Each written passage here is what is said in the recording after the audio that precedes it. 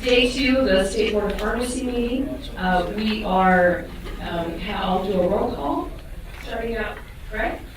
Greg Litzy, public member. Stan Weiser, professional member. Amy Gutierrez, professional member. Debbie Gill, professional member. Ricardo Sanchez, public member. Lavanza Butler, professional member. Albert Wong, professional member. And we'll start out a little bit off agenda with a 50-year pharmacist.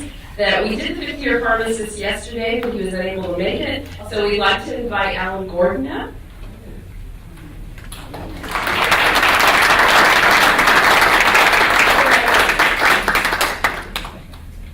Good morning, Mr. Gordon.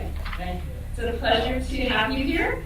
I know I talked a little bit about with you before, and you're working currently with the state of California. So you're actively working as in the state of California under the medical fraud. Correct? Well, I'll let you talk about it. You were a graduate of 1963 from the University of Missouri. And why don't you tell us a little bit about yourself and how's pharmacy treated you over the last years? Yes, I've always felt that if you treat something good, they'll treat you well. And I thought that, I've tried to do my best for pharmacy. I've been in organizations, and I've been president of now the Fund Pharmacy Association, the California Employee Pharmacists Association. I've worked with the state for 36 years now, and I'm certainly thinking about retiring in some time in the near future. The pharmacy profession has been good to me. I've loved it. I've loved California. And I find that this is my life. And that pharmacy has been a great deal for us. Thank you. Thank you. And we've got a pin here for you, 50 years of pharmacist. Congratulations. Thank you for all your contributions to the profession. Thank you. Thank you very much.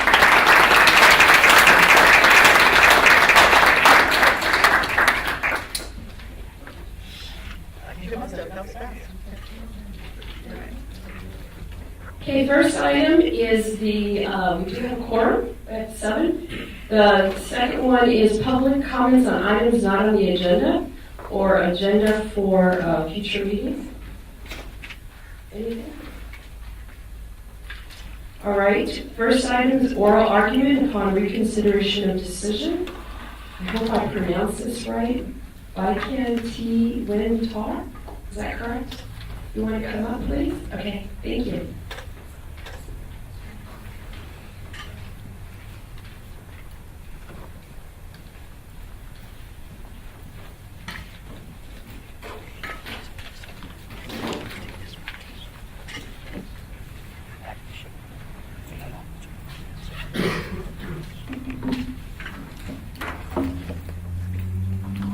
Good morning, Benjamin.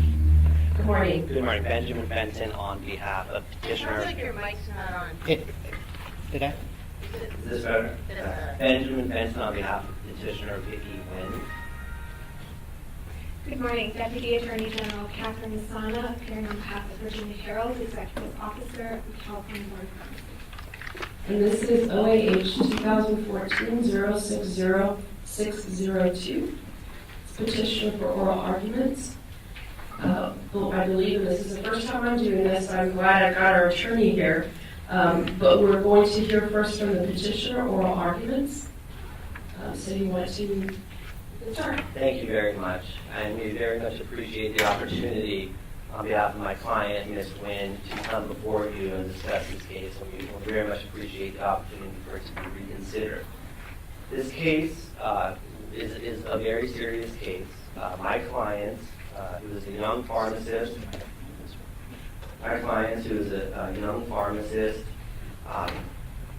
approximately a little less than 2 years into her practice, she was approached by an individual who, to some extent, preyed on her, and she, via bad judgment and poor decision-making over a period of approximately 2 months, when she worked at a Rouse pharmacy, she filled prescriptions for this individual and other individuals that he sent to her on approximately 8 occasions over 2 months for 6 people. This was discovered, and she ultimately pled guilty to misdemeanor convictions relating to this conduct. We had a hearing a few months ago before the Board of Pharmacy, before an administrative law judge in Los Angeles. It's my understanding that the board has the transcript of what occurred as well as the exhibits.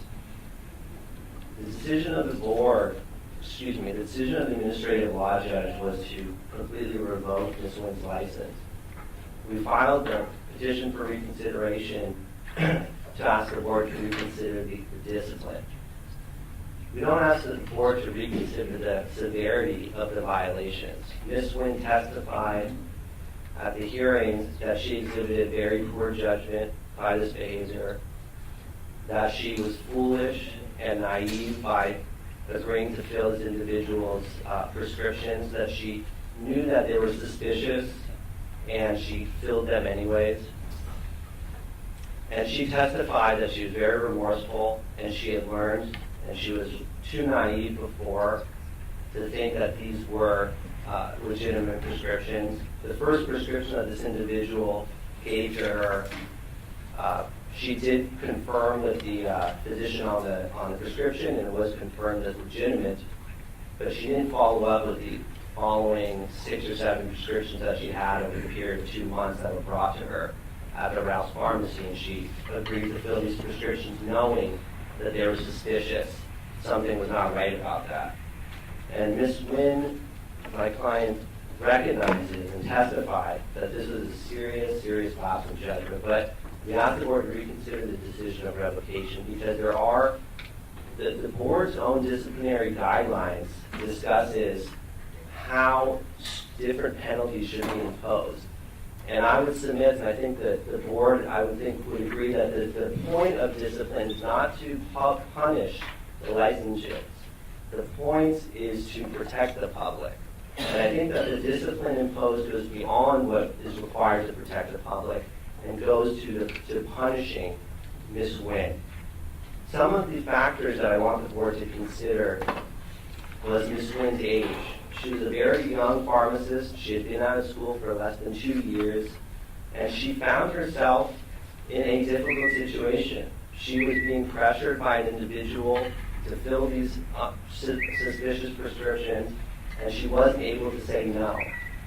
When she was interviewed by the Rouse Pharmacy investigator, once this was discovered, she explained that she felt afraid to say no to this individual and that he intimidated her and pressured her. And with that being said, it's not an excuse. With that being said, she recognized how poorly she handled the situation. She recognized as a pharmacist, it's her duty to reject a prescription that was presented to her. And she talked about at length how she would handle this type of situation in the future, how she would either notify her supervisor, or how she would notify the board, or how she would notify the authorities. And she went in detail regarding how she would handle the situation if it ever were to occur again. In addition, Ms. Wynn has been very compliant with all terms of the probation she entered into with the government. And we submitted a letter from the community service entity, which basically praised her as being one of the best community service volunteers or assignees that they had. We also had at the hearing 3 other pharmacists who are colleagues of Ms. Wynn, where she currently works. One was her pharmacist in charge, one was an executive of the pharmacy, and one was a colleague and other pharmacists. And they all testified that Ms. Wynn was sincerely and deeply remorseful for her conduct and her mistakes, and her refusal to acknowledge, and her inability or her foolishness in not acknowledging the suspicious nature of these prescriptions. And they all testified that she was a good and competent pharmacist, and they were dealing with her, and that she was an honest pharmacist. And we also called at the hearing a psychiatrist who performed a fitness for duty evaluation on Ms. Wynn. And the psychiatrist that we called, Dr. Brian Jacks, had administered an examination of Ms. Wynn and prepared a report, which is in the record. That psychiatrist had prepared these fitness for duty exams for various boards in the state of California. And he testified that while Ms. Wynn sincerely acknowledged and understood her serious lapses in judgment, she understood the mistakes that she made, not being vigilant, turning her blind eye to red flags, But he also found that he felt she was genuinely remorseful, that he felt that she was not going to make a similar mistake in the future, that she had significantly grown and matured from these mistakes and from this event.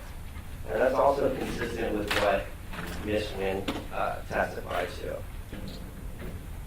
Now, the only other things I'd like to point out is that Ms. Nguyen has never made any excuses for this conduct. She's explained that it was a difficult situation for any pharmacist, but she's never made any excuses. And if you review her testimony and her statement, she's always acknowledging that she exhibited very poor judgment by filling these prescriptions, even though they seemed to be suspicious. However, we do ask the board to consider her inexperience, her naivete, being a young pharmacist. There are many possible levels of discipline that is available to the board that is short of the most severe form, which is outright revocation. As you know, outright revocation destroys a young pharmacist's career. Somebody who's been eager and looking forward to having a career in pharmacy. A revocation puts an end to all that. The board has by this option a number of other severe and appropriate levels of discipline for conduct at issue in the case, including a long period of probation is available, a period of suspension is also available, various courses for Ms. Nguyen to take on prescribing or dispensing controlled substances. And these are all available, and I would submit that the public will be protected by a long period of monitoring by the Board of Pharmacy of my client, Ms. Nguyen, and continuing education and continuing to educate her rather than complete an outright revocation of her license. So with that being said, I'll close with saying that my client is sincerely remorseful for her conduct. She was not, to be clear, she was not in on any type of scheme with this individual who was pressuring her and giving these prescriptions. She didn't receive any money or anything like that. That was not at all an issue. Her mistake was she ignored obvious red flags. She knew that these were suspicious prescriptions, but she did not know how to say no to this person, and so approximately 6 or 7 times she filled these prescriptions for him and individuals that he sent into the pharmacy and everywhere else. So we would submit respectfully to the board that Ms. Nguyen should be allowed to continue with her career with appropriate monitoring by the Board of Pharmacy that will adequately assure the public protection. Thank you. I'll be happy to answer any questions as well.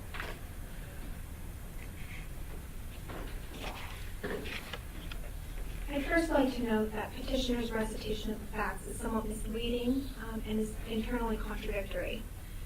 As I outlined in my brief, the facts that he purports to be factual or findings that were made by the ALJ in the proposed decision are actually opinions, comments, and subjective analysis and are improper for consideration as facts.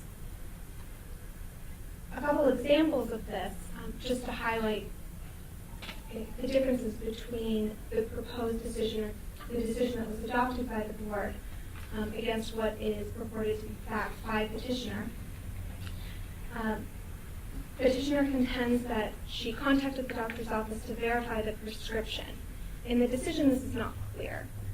In the decision, it states that respondent noted on the prescription that she called the prescribing doctor's office and spoke to someone named Michael, who confirmed the prescription was legitimate. This is not the same as a finding that she verified the prescription with the prescribing doctor. Moreover, petitioner contends that this conduct only happened 6 times on 9 occasions over 60 days. That also is not quite clear from the proposed decision. The proposed decision, which was adopted by the board, says this happened at least this many times. Could have happened more than that. Moreover, petitioner contradicts herself by saying that she was naive. She was a young pharmacist, but then asks the board to believe her when she says she's rehabilitated. She knows her wrongs. She can fix her mistakes, and she knows what to do in the future. She can't be naive, but trustworthy and competent at the same time.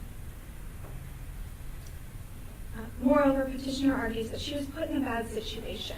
She put herself in this bad situation. She saw the red flags.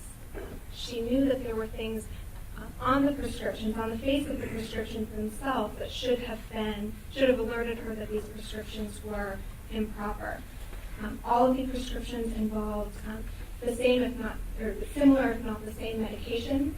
All were controlled substances and dangerous drugs, including oxycodone, Norco, and Xanax.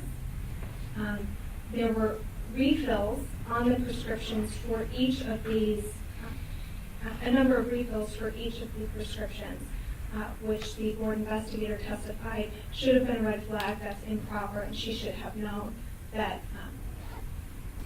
these were facts that should have alerted her that these prescriptions were fraudulent. Moreover, the prescriptions were all from the same doctor. The people who came in were all referred to her by Alan de la Serna, and all of the people paid in cash. There were all of these red flags that should have alerted her that something was wrong. It's disingenuous for her to ask the board to find that she can do the right thing when she missed all of these red flags, and she is not really acknowledging the severity of her conduct. Moreover, as a pharmacist, even a young pharmacist, someone is required to know the ethical guidelines and the regulations governing pharmacists. It's something that all young pharmacists are taught. It's something that they're required to know as they're licensed by the board in California. Making an excuse that her youthful whimsy should excuse her severe ethical violations really detracts from the education and training and rigorous testing that's required to become a pharmacist in the first place. According to her recitation of the facts, the petitioner purports that she's the victim. She was part of this crime that occurred. She was criminally convicted of these charges. She had multiple options that were available to her, such as going to the police, such as contacting the board, such as contacting her, the pharmacist that was in charge of her facility, or simply just telling Alan de la Serna no. She did none of these things, and she, knowing that these prescriptions were fraudulent, continued to fill them. Revocation is consistent with the board's disciplinary guidelines. As the board members are aware, there are different categories of violations and recommended discipline within each category for specific violations of the regulations governing pharmacists in California. In the decision, there were 9 violations of the regulations governing pharmacists.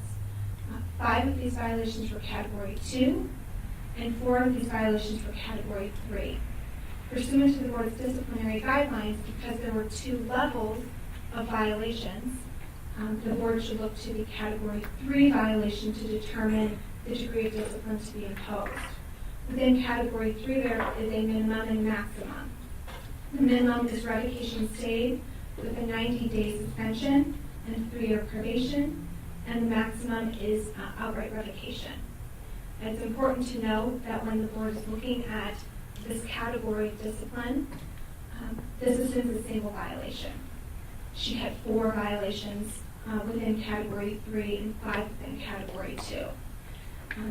To impose less discipline than outright revocation would really minimize the violations that occurred in this case. Petitioner in her briefing argues that all of these violations stemmed from a single criminal conviction. That's true.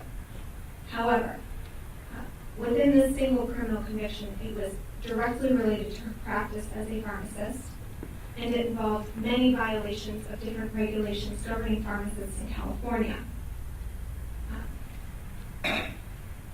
That's why there are multiple violations, not just a substantially related criminal conviction. The purpose is not to punish. That's true. However, revocation is not intended to punish. Revocation is intended to adequately protect public health, safety, and welfare. That's the board's purpose. And when there are other interests that are contrary to protecting public health, safety, and welfare, protecting public health, safety, and welfare is paramount. It trumps all of the other interests.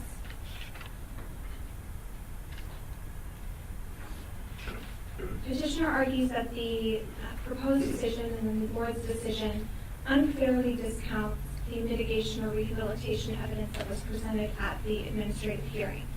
That's not true. The decision discusses the mitigation and rehabilitation evidence at length.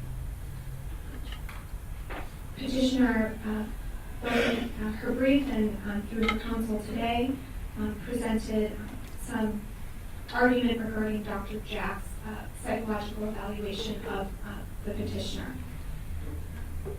It's important to note that the decision finds that Dr. Jack's conclusions regarding her possible recidivism or the chance that she may do similar conduct again was not credible. The findings that were associated with the test that he performed were given the proper weight by the administrative law judge, as that it was reported from an outside agency. It's not based upon fact that he gathered through his evaluation of her. It's important to note that his evaluation was only based upon a self-reporting measure, which would change the weight that those facts should be given. Moreover, petitioner argues that the conviction occurred, or the conduct occurred in 2012, and so that's when the board should consider that this happened. However, the criminal conviction occurred in 2014. And even if the board assumes that the conduct occurred in 2012, that's still not that long ago. She's not even halfway through her criminal probation. The board should not consider all mitigation or rehabilitation evidence without regard to its admissibility. The judge properly weighed the mitigation evidence and properly gave it the appropriate consideration based upon whether or not it's admissible and whether or not it's proper. Pursuant to In re Gossage, which was the case that was cited in the decision, someone who complies with criminal requirements of criminal probation should be given little weight, because one who's on criminal probation that's ordered by a court is required to behave in an exemplary manner. Petitioner also ignores the aggravating circumstances that are present in this case. This wasn't a single instance. This wasn't a single lapse in judgment. This occurred multiple times. The petitioner knew that her conduct was wrong, and she intentionally continued to fill these prescriptions. Moreover, her conduct is directly related to the practice of a pharmacist. She used her position as a pharmacist to continue this criminal conduct that occurred. There was actual harm that occurred in this case, and she violated various regulations and laws that govern pharmacists in California. Petitioner mentioned Mr. Haynes' testimony this morning. It's important to note that on page 22, end of 22, into the beginning of 23, Nicholas Haynes found that he did not believe the petitioner was remorseful for her conduct. And moreover, she was not forthright at first when he spoke with her regarding what occurred in this case.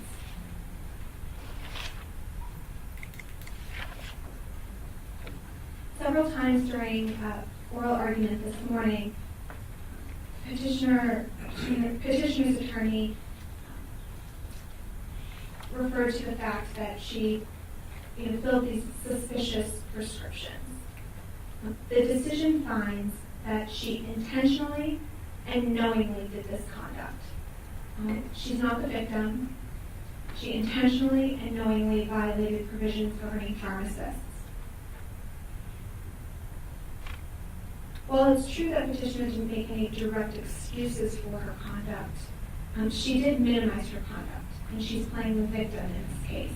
She needs to take responsibility for her actions, and she needs to not minimize her conduct, but explain how she's moved forward, how she's grown. And until she can do that, the board cannot find that she's been fully rehabilitated from her crimes and from her violations of the code. Therefore, we believe that revocation is an appropriate measure of discipline imposed in this case, and is the only discipline that would adequately protect public health, safety, and welfare at this time. Thank you very much for your time. Questions?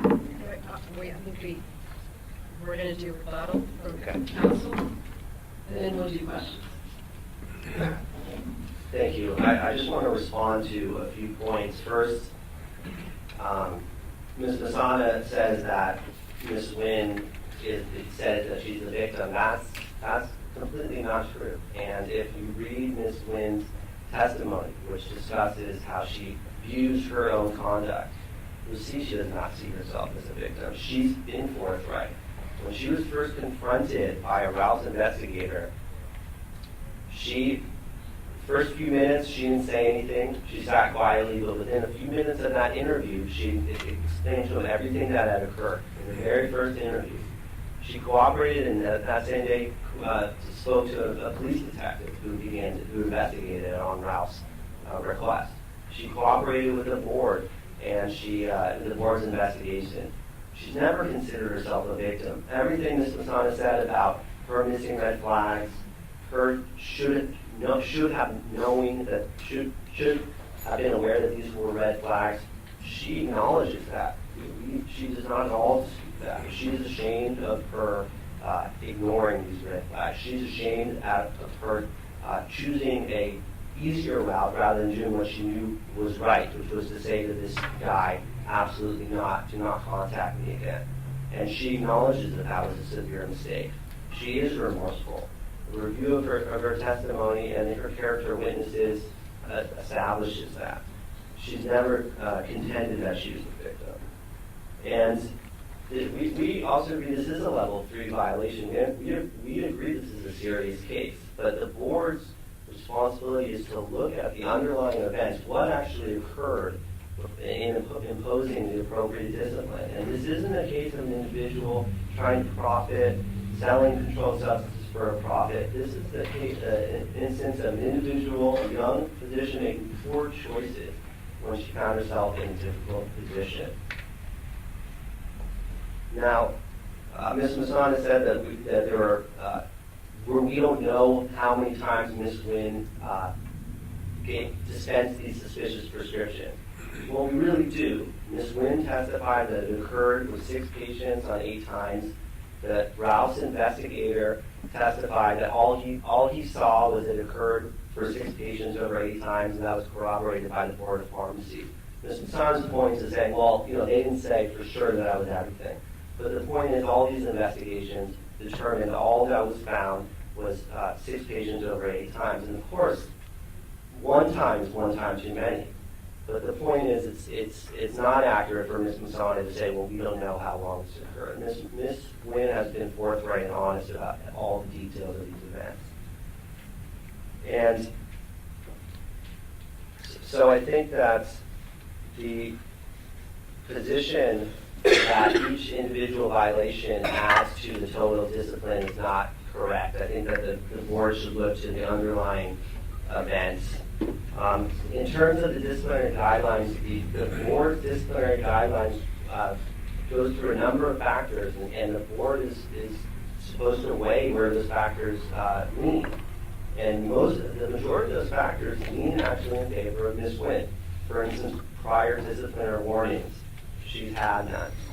There's no aggravating evidence in this case. There is mitigating evidence on her behalf. Doesn't explain or justify what she did, but she was in a difficult position and was a young pharmacist. And there's rehabilitation. She's practicing now, she's doing well. Her supervisor, a pharmacist in charge, spoke, said very nice things about her. The executive of her pharmacy said very nice things about her. The organization where she's doing her community service, it is a court-ordered community service. It's not volunteer, but she's doing forthright and a sincere job. And the letter from the director states in parts, I'm not aware of our operations department allowing and being comfortable with another court-ordered individual taking on this type of leadership role. Second Harvest is very grateful to Vicki for her hard work and positive attitude. So this is someone who is remorseful, who is doing what she can to show the board that she knows she made a serious mistake, that these are lapses of judgment, that she ignored obvious red flags, and she requests an opportunity to have a second chance with monitoring so that she could have a career as a pharmacist, that she can continue to learn from these mistakes. Thank you. Now we have questions, but we need to, we need to rebuttal. Okay, If you wanted to. did you want any other comments? Just briefly, if I may.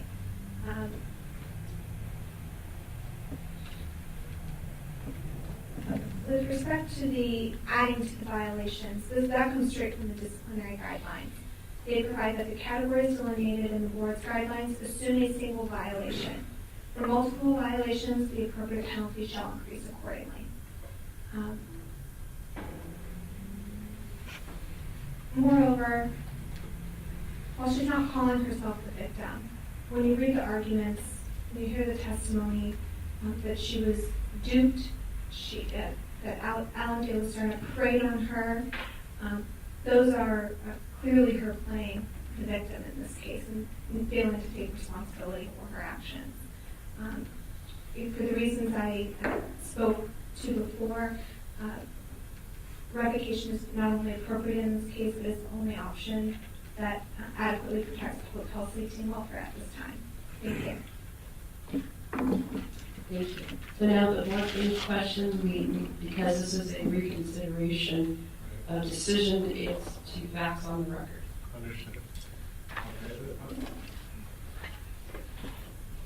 My question is for Mr. Fenton. I've read this case a number of times, and what concerns me the most is the way this all started. She met somebody at a party who gave her a prescription for a controlled substance, and she went and she filled it. That's how this started. What I'm struggling with is what was her motive for doing this to begin with. Nothing in the record says anything about motive. As you indicated, she didn't get paid for it. You know, she did it. What was it that caused her to do this? I think that, well, first of all, she explained at the hearing that her first mistake and first serious mistake was when she met this individual at a social gathering, and he asked her, once he discovered she was a pharmacist, he said, oh, I have pain, can you please fill this prescription? She took it. At a social gathering, said, okay, I'll look and I'll do it tomorrow for you. And that was the prescription. She called the name of the person on there. But that was her first mistake, and she admitted that was a serious lapse in judgment. She should have told this person, if you want to fill it, come to my place of work. Why she did that, Dr. Jacks, the psychiatrist, he examined her, and my view, and I think that the evidence supports this, is that she was naive. She was trying to satisfy this request. This person asked her for a favor. She wanted to satisfy it. And she wanted to please this individual's request, basically to fulfill it. And that was a big part of Dr. Jacks's testimony. He testified that he found when he evaluated her that she was overly naive. She had been overly naive, that she assumed everyone had good intentions, and that this was a tremendous learning experience for her. He testified that after this event, she really closed her circle of friends because she realized that her attitude, her approach to these situations got her in a serious situation and made her make these very poor decisions. So I think that what her motive was, being naive and being foolish. But other than that, I can't say. That's not my motive, though. Well, I don't think she had a motive other than to fulfill, go along with this gentleman's request to fill it. And that's the part that concerns me. Her willingness to go, Well, I just can't imagine somebody, meeting somebody at a party and the person comes up and says, I have pain, here's a prescription fill. I agree, and with all due respect, this is a pharmacist who's been out of pharmacy school for less than 2 years, and she was naive, and she made a bad decision. But you agree, I mean, if that was a significant lapse of judgment, there was no motive. She didn't profit or benefit in any way. Dan? Thank you. Mr. Fenton, I too, read this a couple of times, looking for a reason to feel differently than I had felt about it. In reading Dr. Jackson, you're right, he says she was naive, and the only other conclusion he seemed to come to was that she's remorseful. And those are the two major points that I recall him making. However, you did say that, and I thought at the time when you said in your opening that, I thought you quoted Dr. Jackson saying that she turned a blind eye to the red flags. And, we as a board, in an attempt to protect the public, are very serious about these red flags and the issues that exist in our society for a variety of reasons. Some of them that we feel might be due to pharmacy and pharmacists and the diversion of drugs into the street. And I don't want to get to that whole issue. But because we are so concerned about that, that's why we take these red flags in corresponding responsibility so seriously. So as I read through this, I was looking for duress, for anything that I could, other than being young and naive, something else that I could kind of, hang my hat on as I look for another, reason to explain this to myself. Can you help me with that? Yes, I mean, there was duress. I mean, Ms. Nguyen, she is not the victim, but at the same time, I do think it's important for the board to understand that there was duress. This individual, De La Serna, he was a criminal. I mean, he knew what he was doing. Ms. Nguyen has a lot of responsibility, but she was under duress. When she was first interviewed by the Rouse investigator, one of the first things she said, and this is in the record, was I felt afraid to say no to this person. I didn't know what he was going to do. And she told that to the police detective, and she told that to the board when she testified. It's not an excuse, but it is a clear-cut example of being under duress, particularly for a young pharmacist in a difficult situation. That's a difficult situation, I think, for any pharmacist. Of course, it should be handled much differently. But there's no question that she found herself in a difficult situation. And she's learned. She's changed her practice. And I think that the board can continue to monitor her to ensure that she continues to learn and continues to improve. But she was under duress when she ignored these suspicious prescriptions and agreed to fill them. May I respond to Yes, that briefly? please. Thank you. There was absolutely no evidence of duress in this case at all. While Ms. Nguyen told the investigator at Rouse Pharmacy that she felt afraid or was hesitant to say no, I believe on cross-examination, when I asked her if there were any threats, did he threaten you, did he mention any specifics about what he would do, she said no. Moreover, I believe it's in the police report, she indicated that at one time, she kind of told him she didn't want to do this any longer. He continued sending people in, she continued filling the prescriptions, and then she put her foot down one more time and said, I'm not doing this anymore, and he stopped, and there were no repercussions from that. So there's absolutely no evidence of duress or any threats that were made towards her or against her family that are in the record. Any arguments that there were are completely unsubstantiated right here. Thank you. I have a question from the transcripts. When the psychiatrist was being interviewed or questioned, he basically said that he had some concerns and mentioned in his report that she didn't have training. She mentioned to the psychiatrist that she didn't have training in her schooling about what to do in a similar situation, which was kind of startling to the psychiatrist because he believes people should be trained about this. He then goes on to recommend that it would be better for her to attend some courses that involve teaching her more about drugs and what to do in these situations. Given that this individual, I'm thinking he's been out of school in 2 years, how do you respond to that? Because that's what I would have expected a new grad to specifically have. I think that school, I'm not a pharmacist, I haven't been a pharmacist school. I think that schools do an adequate job in preparing you, but you can't be prepared for a real life situation, in my view, without going through it. And she found herself in one very early on into her career. And I think that Dr. Jacks's suggestion that she take courses dealing with these types of issues, and I know there are courses, and important in order her to take these types of ethics courses, that would be very beneficial to her and to public safety, because this was an incident where Ms. Nguyen did not know how to handle the situation and chose the worst possible way to handle it. So a course, so when she found herself in the real world, the lessons that she learned in law school, she didn't apply. And that was obviously her terrible mistake.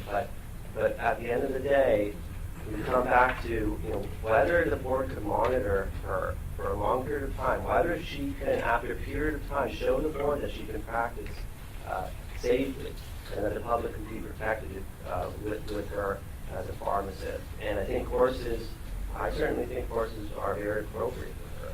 I think the testimony that I'm reading doesn't say courses on ethics. It says teaching her more about drugs. When I heard him testify, I thought that his testimony was to have courses teaching her how to handle these types of situations. Or when you find yourself in a difficult situation, someone who you feel intimidated by is asking you to do something that you know is wrong, how do you handle it? For many and most, maybe it's common sense, but I think that people can benefit from this course. That's what I took from his testimony. I think opposing counsel used two really good words there. It's common sense. She should have known. She should have seen the red flags. She should have used good judgment. She used extremely poor professional judgment in this case. And not only did this happen on one occasion, this happened on multiple occasions. And she knew these prescriptions that she was filling were fraudulent. Common sense dictates that you can do any number of things, but what common sense dictates that you absolutely have to do is stop that conduct. It's her duty as a pharmacist to make sure that she's not committing these violations and she's not subjecting the public to danger. She caused actual harm in this case, and she needed to use her common sense. Not only did she fail to use common sense, she exhibited extremely poor professional judgment in this case. Mr. Penn, I kind of want to go off what Dr. Gutierrez said. There seems to be, I think I've heard you say two different things about the same situation. So Dr. Gutierrez said that the psychiatrist testified that Nguyen was not properly trained on how to handle these situations, and yet I believe you said that she admits that she handled the situations wrong, that she knew she shouldn't be taking the prescription, that she even called the doctor to verify. So it seems like, in fact, actually, she was trained. She actually did know what she was doing was wrong. And so whether it be at school or in her first 2 years, she actually did know what she was doing is wrong. Yeah, I agree. I think that's a correct distinction. She knew what she was doing was wrong, and she presumably was trained about these situations in pharmacy school, and she did not apply her training. She did not apply her common sense. what I thought, what I took Dr. Jackson's testimony to be that she would benefit from maybe an additional course, that she would benefit from learning, retaking the course, or in any event, reviewing how to handle these situations, because clearly either she didn't learn it, or she was unable, she didn't apply it, and she knew. I think respectfully, you're correct. She knew what to do, and she didn't make the right decision, and she is deeply remorseful for that. And I guess the other thing that comes to me is we're talking a lot about her and her actions. I think that the DA kind of pointed out that we're here to protect the public. And every one of those 8 times that you filled the 3 prescriptions with 24 prescriptions, were all harmful to the public. Granted, maybe these people are drug addicts, but that's harmful to feed the addiction of a drug addict. So there was definitely at least 24 cases of harm that occurred in this situation, which that's a lot, sir. I agree, and in my argument, I went through some of the factors I thought made in her favor, but I made a point to say that almost as heavy or as influential of all these factors is the public harm that we acknowledge occurred. We don't dispute. And Ms. Nguyen, when I say Ms. Nguyen understands the severity of this case. She's not trying to minimize the seriousness of these lapses, these breaches, not at all.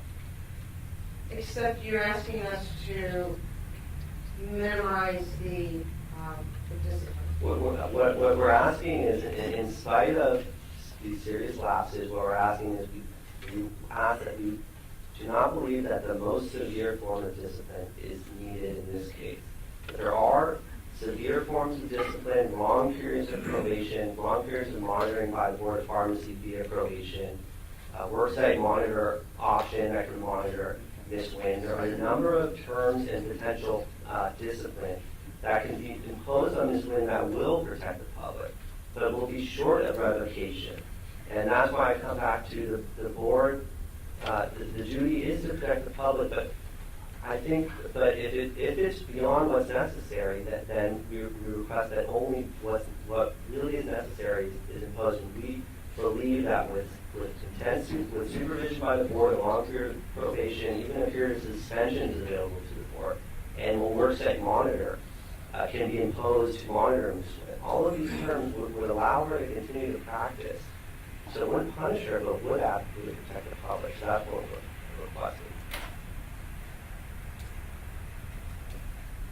I may just briefly respond.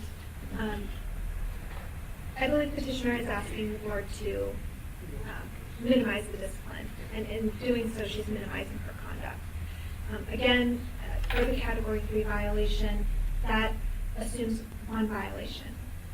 There were 4 violations of the Category 3, 5 of the Category 2.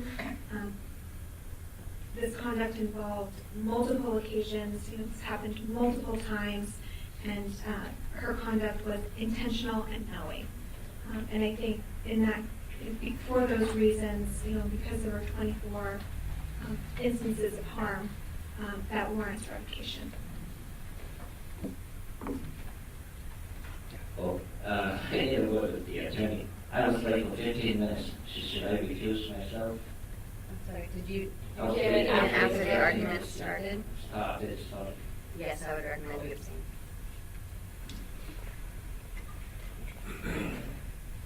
Yeah, I just have one question. According to the record, if just 1 call had been made, she would have found out that the prescription pad was stolen. So my question is, why was not that 1 call made? I do understand that this Michael, but was there any proof that there was a Michael? There was a Michael who picked up the phone, but on that first call, but one of the problems was that she didn't follow up on the second call. And Ms. Masana pointed out that these prescriptions were suspicious. They were for similar medications, and they were for the same physician, I think the same 2 physicians, and she didn't follow up. And so This was by Ms. Wynn's, Ms. Wynn acknowledges that was a serious lapse in judgment. So she has no excuse for not following up with the position that she knew she should have. She ignored these suspicious descriptions. She ignored these red flags.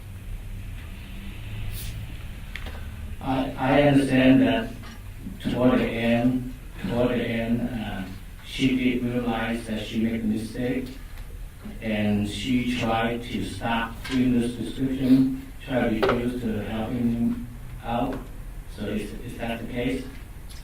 I believe that she knew that she was intimidated by this individual. She didn't know how to say no to his request, and she wanted to stop. At one point, she did say to him, "I can't do this anymore," and he did stop at that point. Her problem was she allowed this person to manipulate her, or at least to make these poor decisions. And now she has to live with that. Well, at least she realized her mistake. At least she tried to stop. She's tried, and she's tried to also show that she's rehabilitated from these events.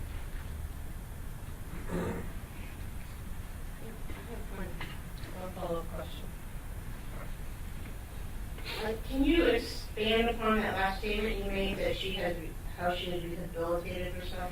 Well, I think there's only so much an individual can show in terms to a board or an administrative law judge regarding rehabilitation. At some point, evidence of not doing anything improper is evidence of rehabilitation. What Ms. Wynn tried to present to the board was that she had diligently complied with all the terms of her probation, that she had an excellent review by this company. She presented 3 character witnesses who all said that she was sincerely remorseful, that she understood what she'd done. She was forthright, and she was forthright at every stage to the police, to Ralph's, to the board, acknowledging everything she did, never trying to change anything. Her story was consistent. And in my view, that is evidence of rehabilitation. It's evidence, and Dr. Jacks also, she could only show the board that she was learning and improving.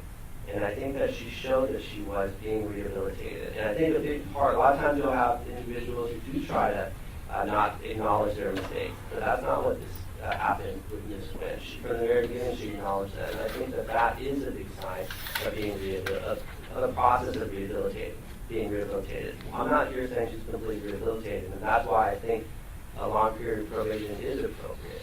But I do think she showed that she's working to rehabilitate herself, and she's doing what she can to show the board that she's trying to be rehabilitated.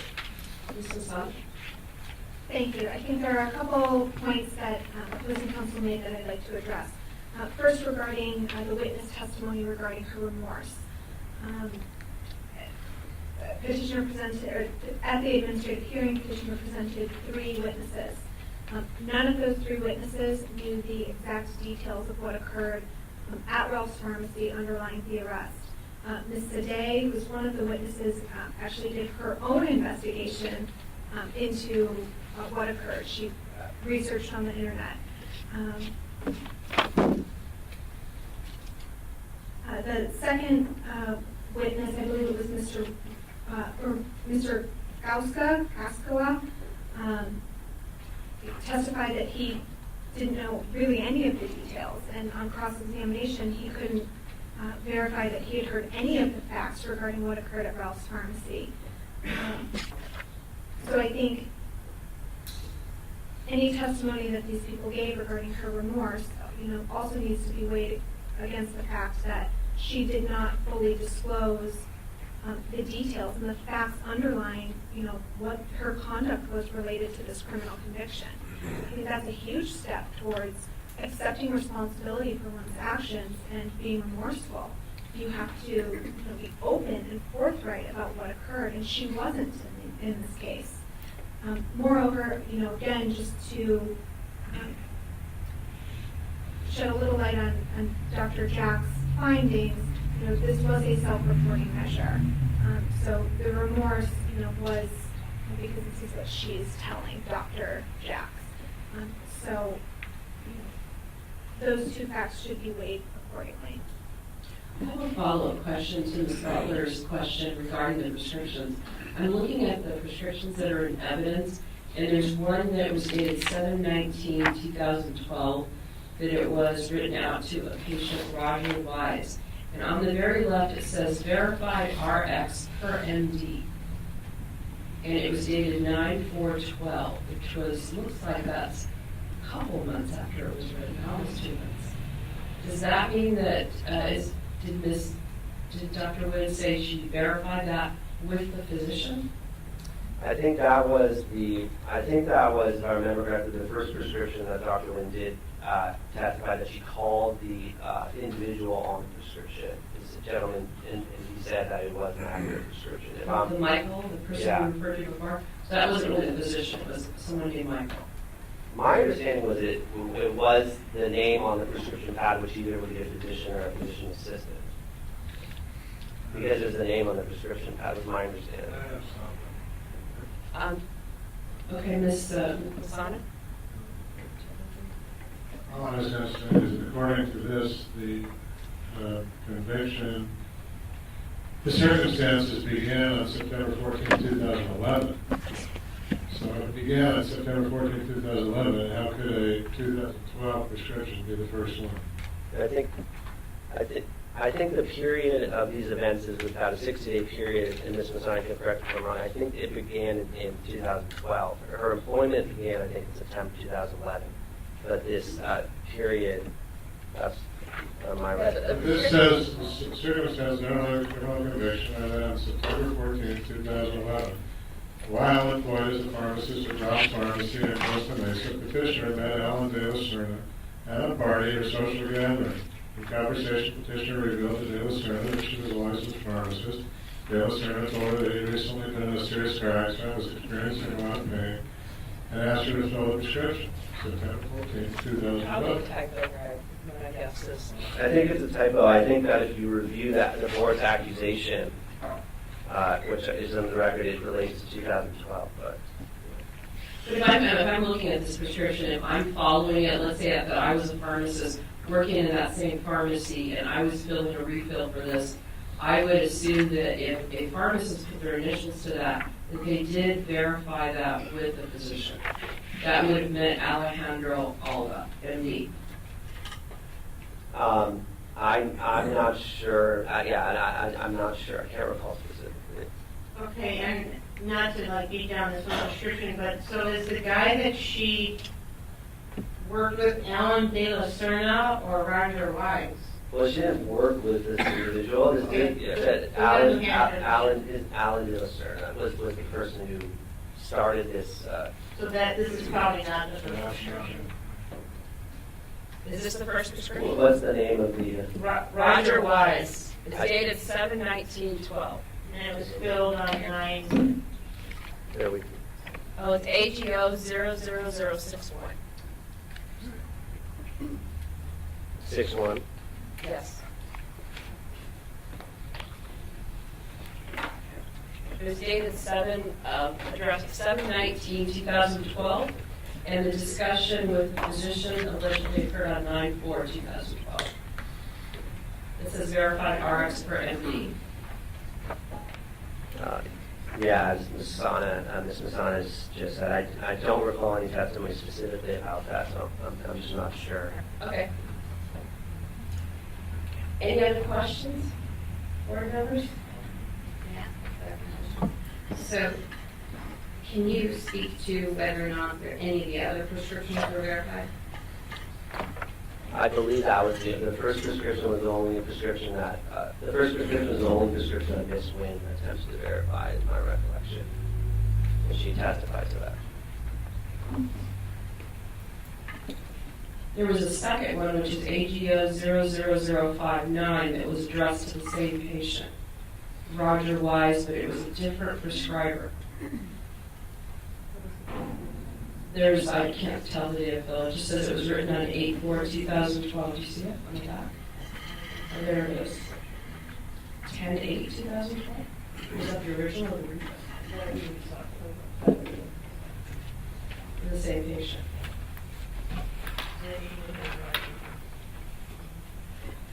But I think that the only prescription she acknowledged that she tried to verify was the first one, and after that, she did not verify, which was one of the mistakes that she made.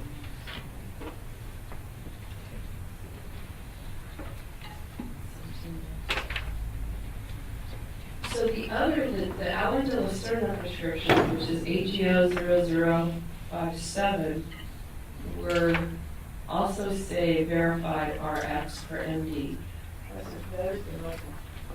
And that one says RX per Michael, right? 7/30/2012. So I think the one I referred to before was the MD.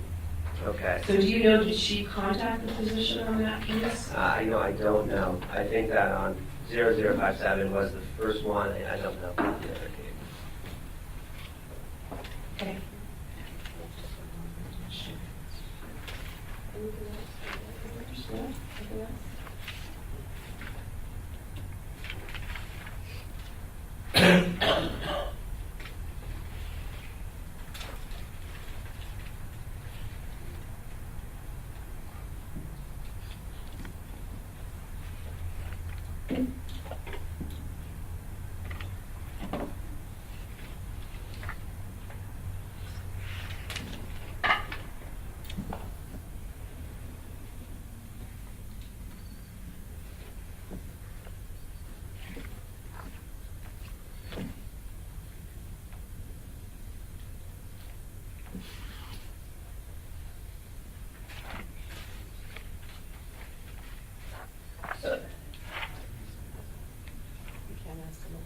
I just want in the testimony on that AGO 00061, right underneath where it says verified RX per MD, it looks like it says target NOAD, and there's a star.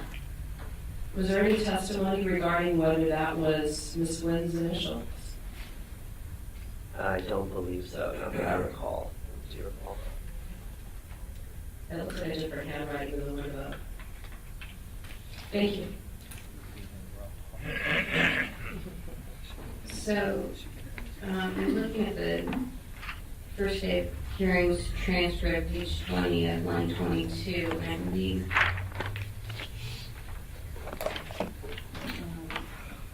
there's a conversation about whether or not she signed those prescriptions. And I believe that may have been by the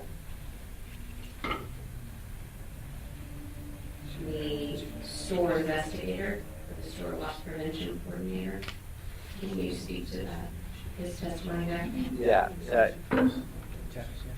Yeah, I think his finding was that she had verified 3 of the prescriptions. I can't recall, I don't remember specifically, but that appears to be what the transcript said.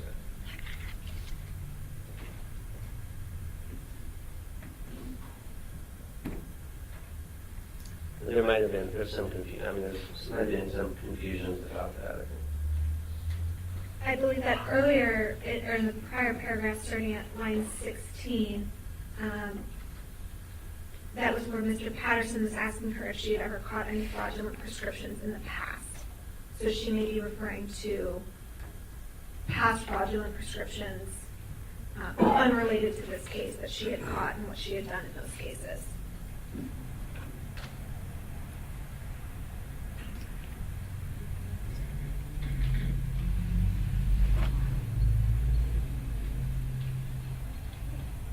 Thank you very much. Thank you very much. And we'll go into closed session to discuss this case and come back.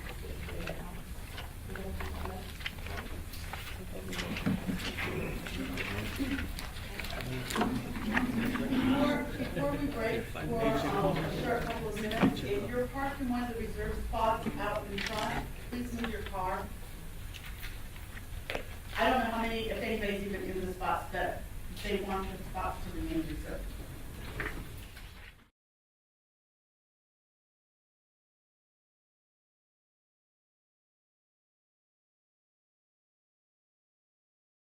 Start the meeting. We're back on the agenda. We had 2 board members that have actually added, maybe we can introduce. Ramon Costafon, public member. Victor Law, professional member. Thank you. Okay, we're on item 13, which is SB 493 implementation. Stan? Thank you very much. And thank all of you who are here for this part of the agenda. I'm not going to go through all the background. You've all heard that enough. At the April meeting, this past April board meeting, we approved and moved to initiate a regulation rulemaking on proposed text that specifies the ways and supporting documentation needed to qualify for registration as an APP. Additionally, a fee of $300 was selected as the application removal fee.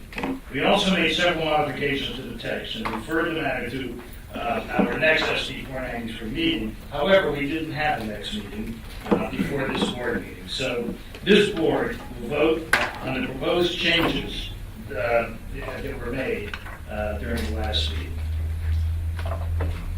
The following, anyway, at the board meeting, the board motioned to initiate rulemaking on section 1730 and 1730.1 with a direction to staff to clarify the experience gained under protocol in section 1730.1. The following text is being brought back for its review and approval. The additional text is indicated in red and double underscored, and is mostly under C in the text. Staff is recommending that once we finalize the text for this first iteration of advanced practice pharmacist licensure requirements, that we direct staff to initiate rulemaking and release the text for a 45-day comment period, and to return to the board with any negative comments, or otherwise prepare and submit the rulemaking file for approval by the Office of Administrative Law. So the text you have, and Madam Chair, is it okay if I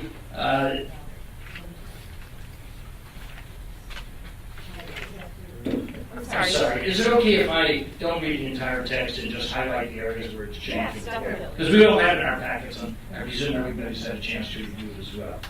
Anyhow, the board recognizes the pharmacy patient care certification programs that are certified by the National Commission for Certification Agencies, or NCCA. Am I good? Good. For the purposes of satisfying the requirements in the Business and Professional Code, section 4210A2, capital. So, under 1730.1, documentation requirements, A1, it says a copy of certification award includes. What we removed was a notarized copy. So the word notarized was removed. That was the only, and Liz, I'm glad you're here. Liz McCallum, thank you very much. McCain. Thanks, Sam. Thank you. I'm sorry. It's hard, Liz. Yeah. You're going to have to marry a wiser. Anyways. There you go.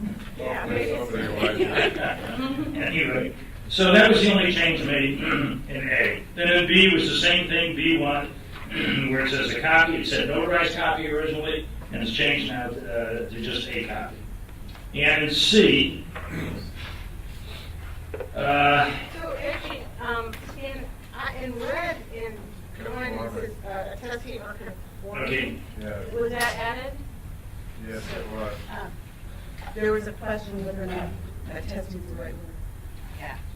So you get to pick. I got a testing parentheses or. Yeah, no, conforming was in red. Okay, well, yeah, mine wasn't. Right. That was actually a question that I recommend the board resolve. You could pick attesting and make it under penalty of perjury, or use conforming. Because attesting generally speaks to some penalty of perjury. When you attest to something, you're certifying it. Right. Okay. But to clarify that, I think it's. So let's do that. So can we do that now? Yes. So back to A1, A2 rather. A letter from a certification program attesting or confirming the award of the certification, and council suggests that we use confirming rather than the word So attesting. remove the word attesting and Remove insert the word. and insert confirming in its place.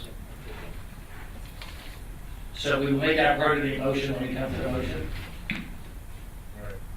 Get it? Now keep an eye on me as I go to C. I am.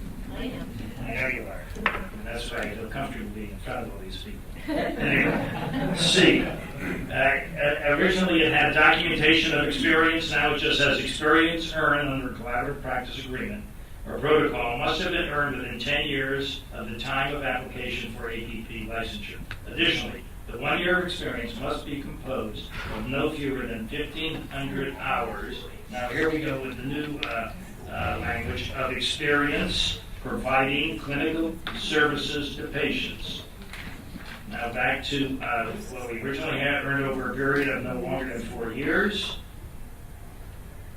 New, if the qualifying experience was earned under a protocol, the experience must include initiating, adjusting, or discontinuing drug therapy of the patient as authorized by law. And additionally, the applicant, this is new, shall demonstrate possession of such experience by providing both. Now we're back to the original, or most of the original. We removed the words attestation. So include both a written statement, from the applicant, pharmacist attesting under, back to the old penalty of perjury that he or she has earned this experience, again, new, within the appropriate time frames, and this include both, this is the second of both. Again, we remove a attestation or letter, and this is new, a written statement from the supervising practitioner, program director, or health facility administrator attesting under penalty of perjury, thank you, penalty of perjury, that the applicant pharmacist has completed at least 1 year of experience providing clinical services to patients. So, Madam President, the motion would be that this body, with these changes, direct staff to initiate rulemaking in a 45-day comment period for the 1730. So I have a question. I do too, because You want to get my question? Go ahead. So my question is, they can hear you. Thank you. okay, so my question is, in my meeting material, there's some suggested language below this that clarifies, let me scroll down here, that clarifies 1730. Would it be prudent to kind of review that first and decide if we want to include that in this motion so we can just do 1730 kind of cleanly going forward for the 45-day period? What is the language you're referring to? It's That's on page 4. So the first page talks, it gives a brief, I think it's the old version of 1730 combined with the new version of 1731. Well, wait a second, page 4. Yeah. page maybe 4 I'm of the board material. You mean page 4 of 8? Yes. No, I'm looking at 4 of 13. Oh, I'm looking at 4 of 8. Along with this, if you go back to the paragraph, on the last paragraph on page 3 of 8. Is that, I'm on the next page. Okay, last paragraph of 3 of 8 talks to future qualifying methods for APP licensure. Ah. Is that what you're talking about? Yes. Okay, well, what that says is very recently, California Pharmacists Association, they're represented well here by Brian and Sir, John. pick up the microphone, please. They want you to come on. They want me to use the microphone? Yes, we can hear you. Typical. Okay, I beg your pardon. Anyway, so on the last paragraph of section 3, page 3 of 8, for everybody who's got a packet to look at, it refers to what you're talking about. It says future qualifying methods for APP licensure. And it says recently CPHA and NACDS provided the board with text that would establish a new process under which pharmacists could qualify for APP licensure. And the text is provided below. And I'm sure that hopefully they'll take advantage of the opportunity to discuss this. But so that's 1730, and this is the suggested text from CDHA. But if you look at that last line, it says, this will be the first opportunity for the board to discuss this language. The board can work on this proposal over the coming weeks, and when ready, pursue additional route for qualification. So basically, what I believe our mission is today is the text that I presented to you, 1730. That the motion is to direct staff to initiate rulemaking for that, with the corrections that we've made. And we, say it again? 1731. 1731, thank you. Yes, 1731. And then, at a future time, after discussion about this, we can, look at including that or not including it. Did that not do it for you yet? Oh, gosh, Deb, you're so tough. Because actually, and what we're proposing is 1730. If you look at Article 3.5, it starts at 1730. We're proposing page. Right, but we bottom haven't had of any page 2. modifications to 1730 since the last time that the board reviewed the language, I believe. And I guess, and so my statement was, and I actually can read, and I do know that this was the first time. I don't want to imply anything. So my point was, since we have it and it's clarification of 1730, which we are asking to be, put into rulemaking, just perhaps we just have a discussion about it, and if it's just too much and it blows our heads, then okay, we can move forward. But it just seems like, why would we do 1730 rulemaking discussion, 45-day period, and then in 60 days or whatever, do it all again? So that, I'm just thinking, let's just take a couple minutes, take a breath, look at it. Is this something we can include today? And if we decide it's not, then it's not. But I'm just thinking, let's be efficient. We're trying to get this, regulation in place. Let's be efficient about it. Well, we can put the regulation in place. The issue is that we want. Microphone. I can't believe SC only has one microphone. They got 10, everything else. UCLA has more.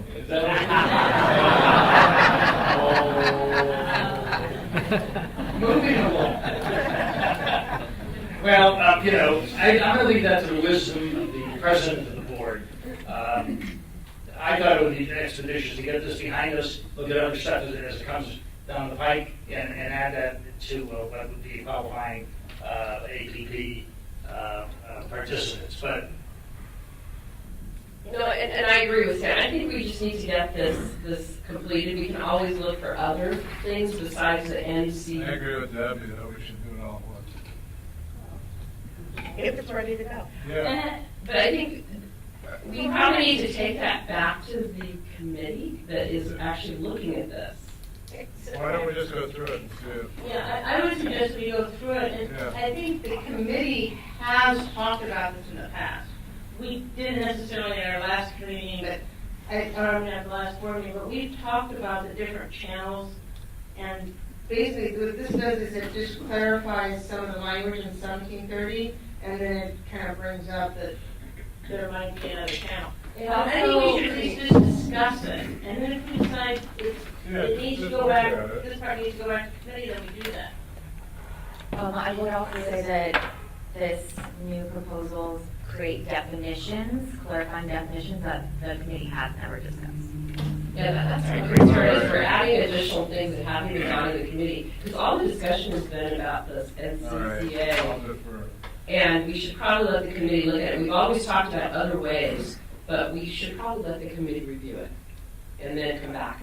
I did have, Stan, in terms of, I was looking at the minutes from the last meeting. I have the minutes here. And I had actually wanted to have a clarification on what considered clinical services, and I had made reference, and I thought we all agreed, and I thought that Laura and Liz were going to be incorporating it, which is cross-referencing 4052.14 and 4052.2A4 to provide clarity on the type of protocol that's going to be required. Because clinical services is a very broad term. Right, so I reviewed the video from the minute of our last meeting, and actually what we came up with was instead of cross-referencing exact statutes, we said as allowed by law. And that was the final determination that the board came to based on my reviewing the video. And so that's what we As are. authorized by law. Right, and so that is the changes that Laura and I inserted. But if you don't feel that that's sufficient. Broad. I really would like to have more, because the experience needs to be on a collaborative practice model. Clinical services from a pharmacy term means a lot of different things. So then there's a legal issue on whether or not we have the authority to cross-reference. From a reg to a Would we be quoting a statute or a reg? Because either way, there are regs outside of SB 493.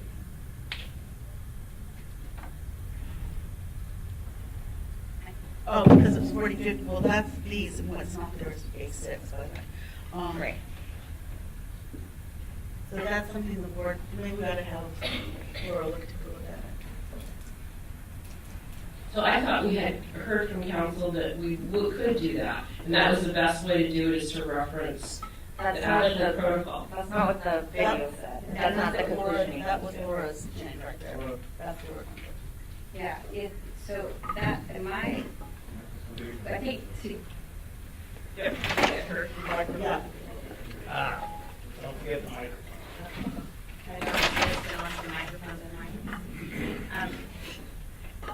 So there was a lengthy discussion about how to do it, and part of the problem I think was that we were trying to define which clinical experience is qualified and under which provisions and be specific about how they were. And so the compromise, if you will, toward the end of the meeting was as long as it was a clinical experience that was authorized by law, it would be acceptable. But you'll notice that there are qualifiers in there. So it's only for if the experience was earned under a protocol, right? That's all. We weren't worried about the experience earned under a collaborative practice agreement. This is only specifying about those that were earned under a protocol. And that it had to include initiating, adjusting, or discontinuing drug therapy of a patient, so long as those behaviors or that conduct was authorized by some law. And by saying authorized by law, it's implicitly a reference to any statutes that define initiating, adjusting, discontinuing drug therapy under a protocol. That's the only way it would qualify. We're just not explicitly listing the statutes. One, because I'm not sure that we have the authority, and two, because more statutes could be in the works. It does leave you a certain amount of flexibility that if you missed a law where they allowed it, as long as it was a lawful practice, you would still be there.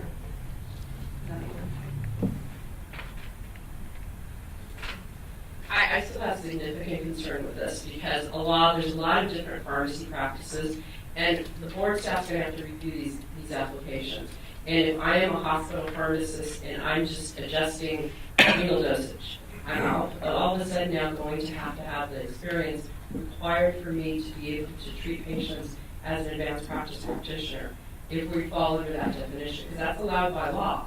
But it's not what was included in 4052.1 and 4052.2, which is basically operating under a collaborative practice agreement where you actually were practicing as a provider of care.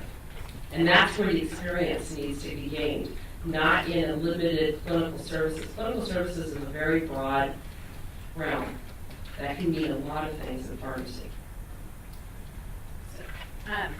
So is this resolvable? I'm not sure I fully understand it. I want to make sure that I do, because I think there were two means under that provision of the 453. There's two means. There's collaborative practice. If and you're then gonna there's stay longer, protocol. may I, Mike, please. Actually, we should grab Elizabeth's mic. So the collaborative practice, the experience could be unearned in one of those two ways. Is your concern about the experience earned under the collaborative practice agreement? You want to initiate, adjust, or discontinue drug therapy specifically, right? Yes, and that's actually referenced in this 4052.1. It basically says, I've got an agreement where I am actually doing this, and I'm doing this experience, and it's based on that I'm going to be gaining the APP experience.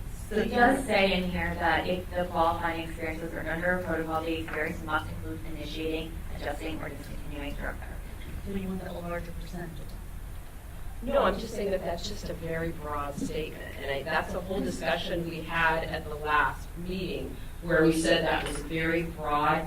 Initiating, adjusting could happen in a whole bunch of different realms in pharmacy.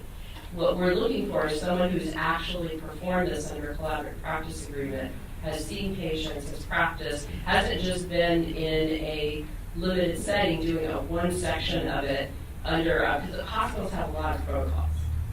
And they are operating under, they have to be operating under a law then. Under 4052, one of these 4052.1 and 4052.2, one of them references inpatient and the other one references outpatient. Correct. And also the issue that CPHA had brought up before is that eventually they would like experience earned under other APP pharmacists, which is why instead of, but instead of including all these references, in fact 4052.6 cross-references back to the other one, we put as authorized by law, or we could put as authorized by statute.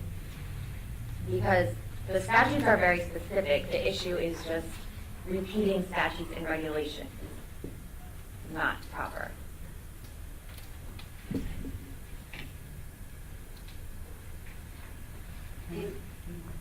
Is part of your concern that they could be doing one of those three things? Initiating, adjusting, or discontinuing? Yeah, So you want to be initiating, adjusting, and?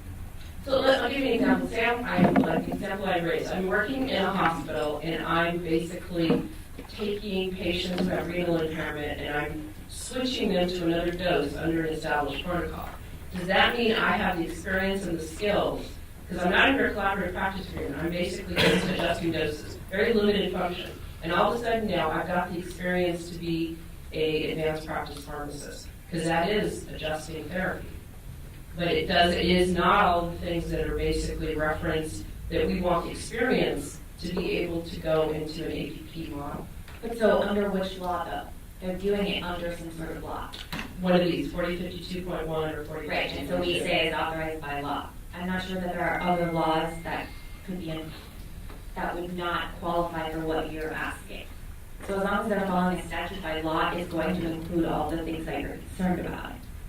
If they're following some sort of protocol that isn't attached to one of those 4052, any sort of statutory law, then they're not going to qualify. So I don't know if that can be, if that's more of an education for staff issue or a clarification for the regulation. If we feel that's clear enough to be able to differentiate that, I don't know, Jeannie, for staff, are they going to have the ability to differentiate that when they see the application? Well, it's always hard to tell what staff may do, but we want as clear direction as we can in the regulation to flesh out the type of experience. Now, we could develop an affidavit that would require them to, be a little more specific, but we try to get them to just do a certification letter at the end of this.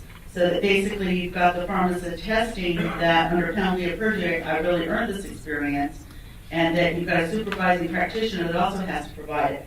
I suppose we could craft some kind of affidavit that lists the experience initiating, lists the experience adjusting, and the amount of time, if we want to clock that, 1,500 hours over, 4 years in the last 10 years, which is the narrowing of that the board has done. I think we could craft some kind of documentation. The words are here, so we can do that. Whether or not staff can differentiate between whether you're doing independent adjusting of therapy or you're really operating under your own knowledge base as a pharmacist under a protocol, that I can't speak, that would be harder to discern. And I don't know how we get at that. How do you get at that in the regulation? So, Do you have a question? When, Mike's being passed back and forth. We're all getting our answers. Yeah. So the staff that deals with this, though, wouldn't be a pharmacist? No. All right. Because it's hard to understand how somebody who's not a pharmacist would be able to interview with pharmacists without they got the right material, they got the right experience, they are good to go. That's just my perception of it. Well, line calls, seriously, if there's one that we're not really sure of, we refer it to an inspector. But day in, day out, we would not normally do that. The goal would be is that you need to have clarity in the reg sufficient so the applicant knows what they have to submit as well. May I offer two suggestions and see if they resolve your concerns this one? It's- Okay. So one thing is, I think that under the body of sub C, if you would like all three things, initiating, adjusting, or and discontinuing, we need to change that or to an and.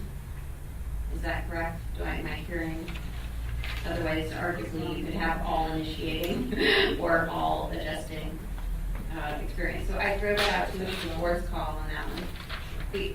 The other possibility is that what you could do in number one, instead of coming up with a form, but in number C1, which is on the top of page 3 of 8, a written statement from the applicant pharmacist attesting under penalty of perjury that he has earned this experience within the appropriate timeframes. And then you can add, basically, that person has to describe under what terms. And so you could specify, add further specificity what that applicant has to include in their statement that's under penalty of perjury. So you could ask them to describe the law under which they were earning that experience. Describe the law or describe the experience? Describe the experience itself. That's kind of subjective for an application. Just the way this is written right now, I can tell you most hospital pharmacists without actually participating in a collaborative practice agreement are going to qualify. Without participating in? They will have just someone who's just done renal dosage adjustment will qualify for this. And they're operating under, they're discontinuing under which statute? Or adjusting? So then, I mean, even if we added the clarification in there, you're saying they would still qualify. So I don't think adding statutory clarification is the solution. I think we need to come up with something else. Any other comments?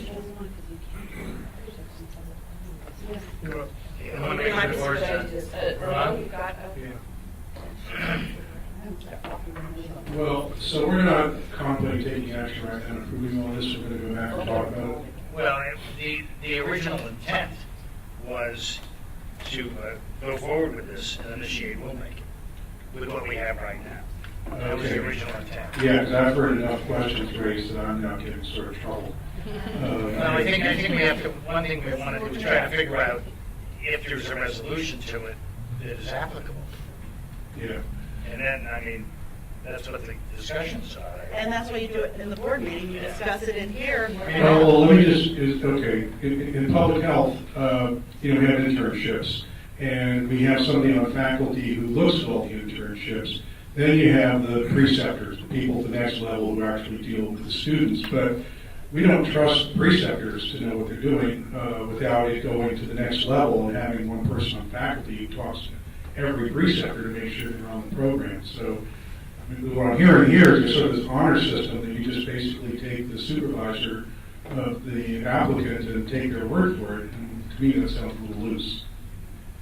And just my concern is we're given a lot of responsibility being one of the first states to do this, and we've got to do it right. So the pharmacists that we actually have doing this should have the experience level, should have the ability to do this. And my concern given this job market right now is so difficult. I really don't want to put us in a position where we are actually licensing APPs who may not have the skill level to be able to do this job. And I'm not sure how to address that, but I just want to raise that. I raised it before, and I thought we could have addressed it with this reference. I thought it was addressed with what we have here now, but obviously there's other apprehension. Yeah, I agree. I thought we had said enough at the meeting. So, before I open it up to public comment, Laura and Liz, is there anything you want to add? Just that I'm not sure that adding statutory reference is going to make any difference if you say that people already they're all qualified under 4052.1 or 4052.2 anyways. So adding a reference doesn't narrow down the school anymore. We're going to have to work on the language more specifically. And I would concur with that. It sounds to me like what you're really asking is not so much that we specify the authority by which the experience is gained, but you're concerned about the type of experience. And then that's a bigger discussion, I think, the different issue. And the ability for staff to validate that experience. Right, Or that's the other devices. piece. Because we have to have concrete ways that they can validate that experience. Okay. Board members, any additional discussion or questions? Here, let me get to Steve. Thanks. Yeah, I agree with what you guys said, that, this is a very big day for this profession, and I would rather take the time to do it right than rush it and do it wrong. I mean,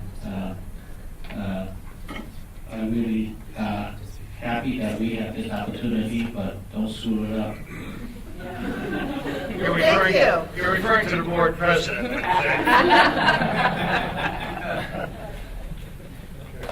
Which you're happily not anymore, right? Okay, so, that's the final remark of a board member. Thank you. Public?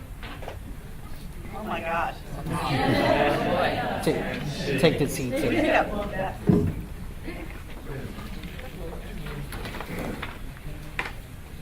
Good morning, Brian Warren with California Pharmacists Association. I guess, first of all, so are we kicking this back to committee at this point?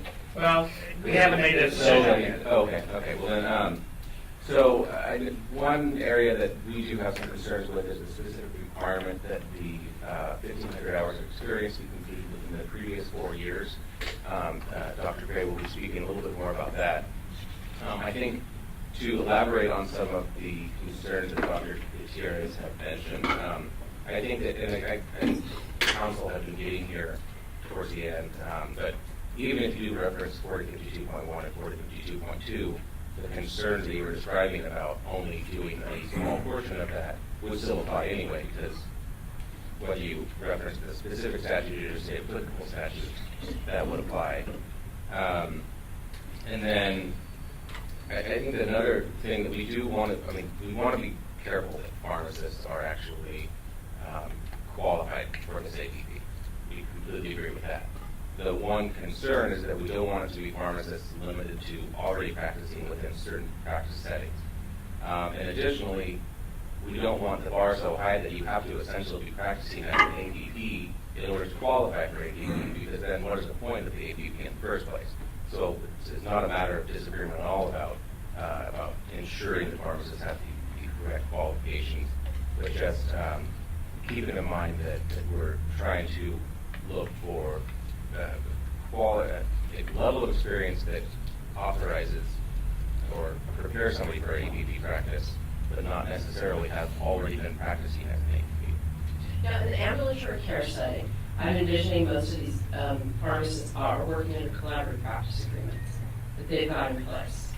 And so they would not necessarily be APP right off the bat, but they would qualify because they would have a practice agreement where they've been doing the same type of care. It's under a physician's oversight. So I'm not actually really concerned about that. I'm more concerned about the whole definition of protocol and the fact that you've got a whole lot of hospital. Protocol means a different thing than hospital. And the fact that they're operating in a limited selection will then all of a sudden qualify a lot of individuals to be able to apply for this without the staff being able to determine what kind of experience that is. They're going to look at it and they're going to say, oh yeah, I've initiated adjusted therapy. I've been doing renal dose adjustment for 1,500 hours. I'm now qualified under APP. Well, I guess also the other thing to keep in mind is that this is one of 2 required out of all 3 of the qualification requirements for APP licensure. So it would have to be 1 year of experience performing these functions as well as either certification or a residency program. Thank you. Kathy, the same speaking on behalf of myself.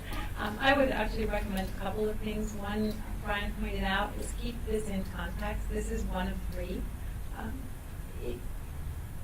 Although the experience might be limited in some hospital settings, if they have done a residency or if they've completed the requirements for board certification, they would have had considerably more broad experience under direct supervision in order to qualify. This would not be the only qualification. And I would also like you to consider eliminating the year requirement for experience. And the reason that I would like you to consider that is many of the most experienced practitioners may only be in clinic 1 or 2 hours a week over the last 10 years. But what they're doing is they're supervising the activity of others providing collaborative therapy. So by putting in this 4 years time period or 10-year time period, you may actually be eliminating some of the most experienced individuals, like Steve Chen, for example. I don't think Steve Chen has had 1,500 hours in a clinic in the last 4 years. He's supervising 15 or more residents and other pharmacists, and he certainly understands the collaborative drug therapy process. But if you put these hour limitations, you're only going to get relatively new providers by putting in that time limit. Thanks, Kathy. Yeah, I also would like to speak to the clarification of the hospital pharmacist issue. Under 405-2.1, which is correct, it deals with licensed acute care facilities primarily. A pharmacist there can be initiating, adjusting, or discontinuing under the policies, procedures, or protocols of the hospital. That does not automatically qualify them for APP because it's 2 out of 3. So in addition to that, if that pharmacist doesn't have a residency, or that pharmacist doesn't have a certification from an organization recognized the board, that pharmacist with only that background would not qualify under the statute for APP. Now, if they did have a residency, or they did have, as Dr. DeSink indicated, a BPS, and they were doing that in the hospital, then they would qualify. But there was a reason why 405-2.1 is separated from 405-2.2. Under 405-2.2, you have to have a residency to start with. That's the threshold, or be able to document you've had the equivalent. And so I think your concern about a pharmacist who's only adjusting therapy under hospital policies, procedures, and protocols would qualify is not valid, because they'd have to have also the residency or the certification that is required. So I think just rethink the whole thing about that, because we have a lot of pharmacists at Kaiser Permanente who work in the hospital. That's where we started these programs. And they did not have to have a residency, because the concept back then was the hospital is already governed by other entities that will assure quality. Joint Commission accreditation, California Department of Public Health, back then DHS, et cetera. And so they were trusting the hospital's qualifications through credentialing and privileging to make sure the person was qualified. When we went outside the hospital to take that practice, we were added to the reason they had to have residency. And so, yes, some of them will qualify who've never worked outside, but they are meet qualifications by having both parts. That was the statute that 493 put in place for that reason. Remember that a lot of those pharmacists who are doing that in the hospital are also doing discharge prescriptions, which are filled outside the hospital, pass prescriptions, et cetera. They're not just taking care of patients that are in beds in the hospital. And the other thing to keep in mind is the pharmacists that are initiating therapy. So the difference between initiating and adjusting is the physician has ordered a drug, I'm adjusting it. The difference with initiating is the physician has ordered a drug, we've concluded it's the wrong drug, I'm going to discontinue it perhaps and initiate another drug in their place.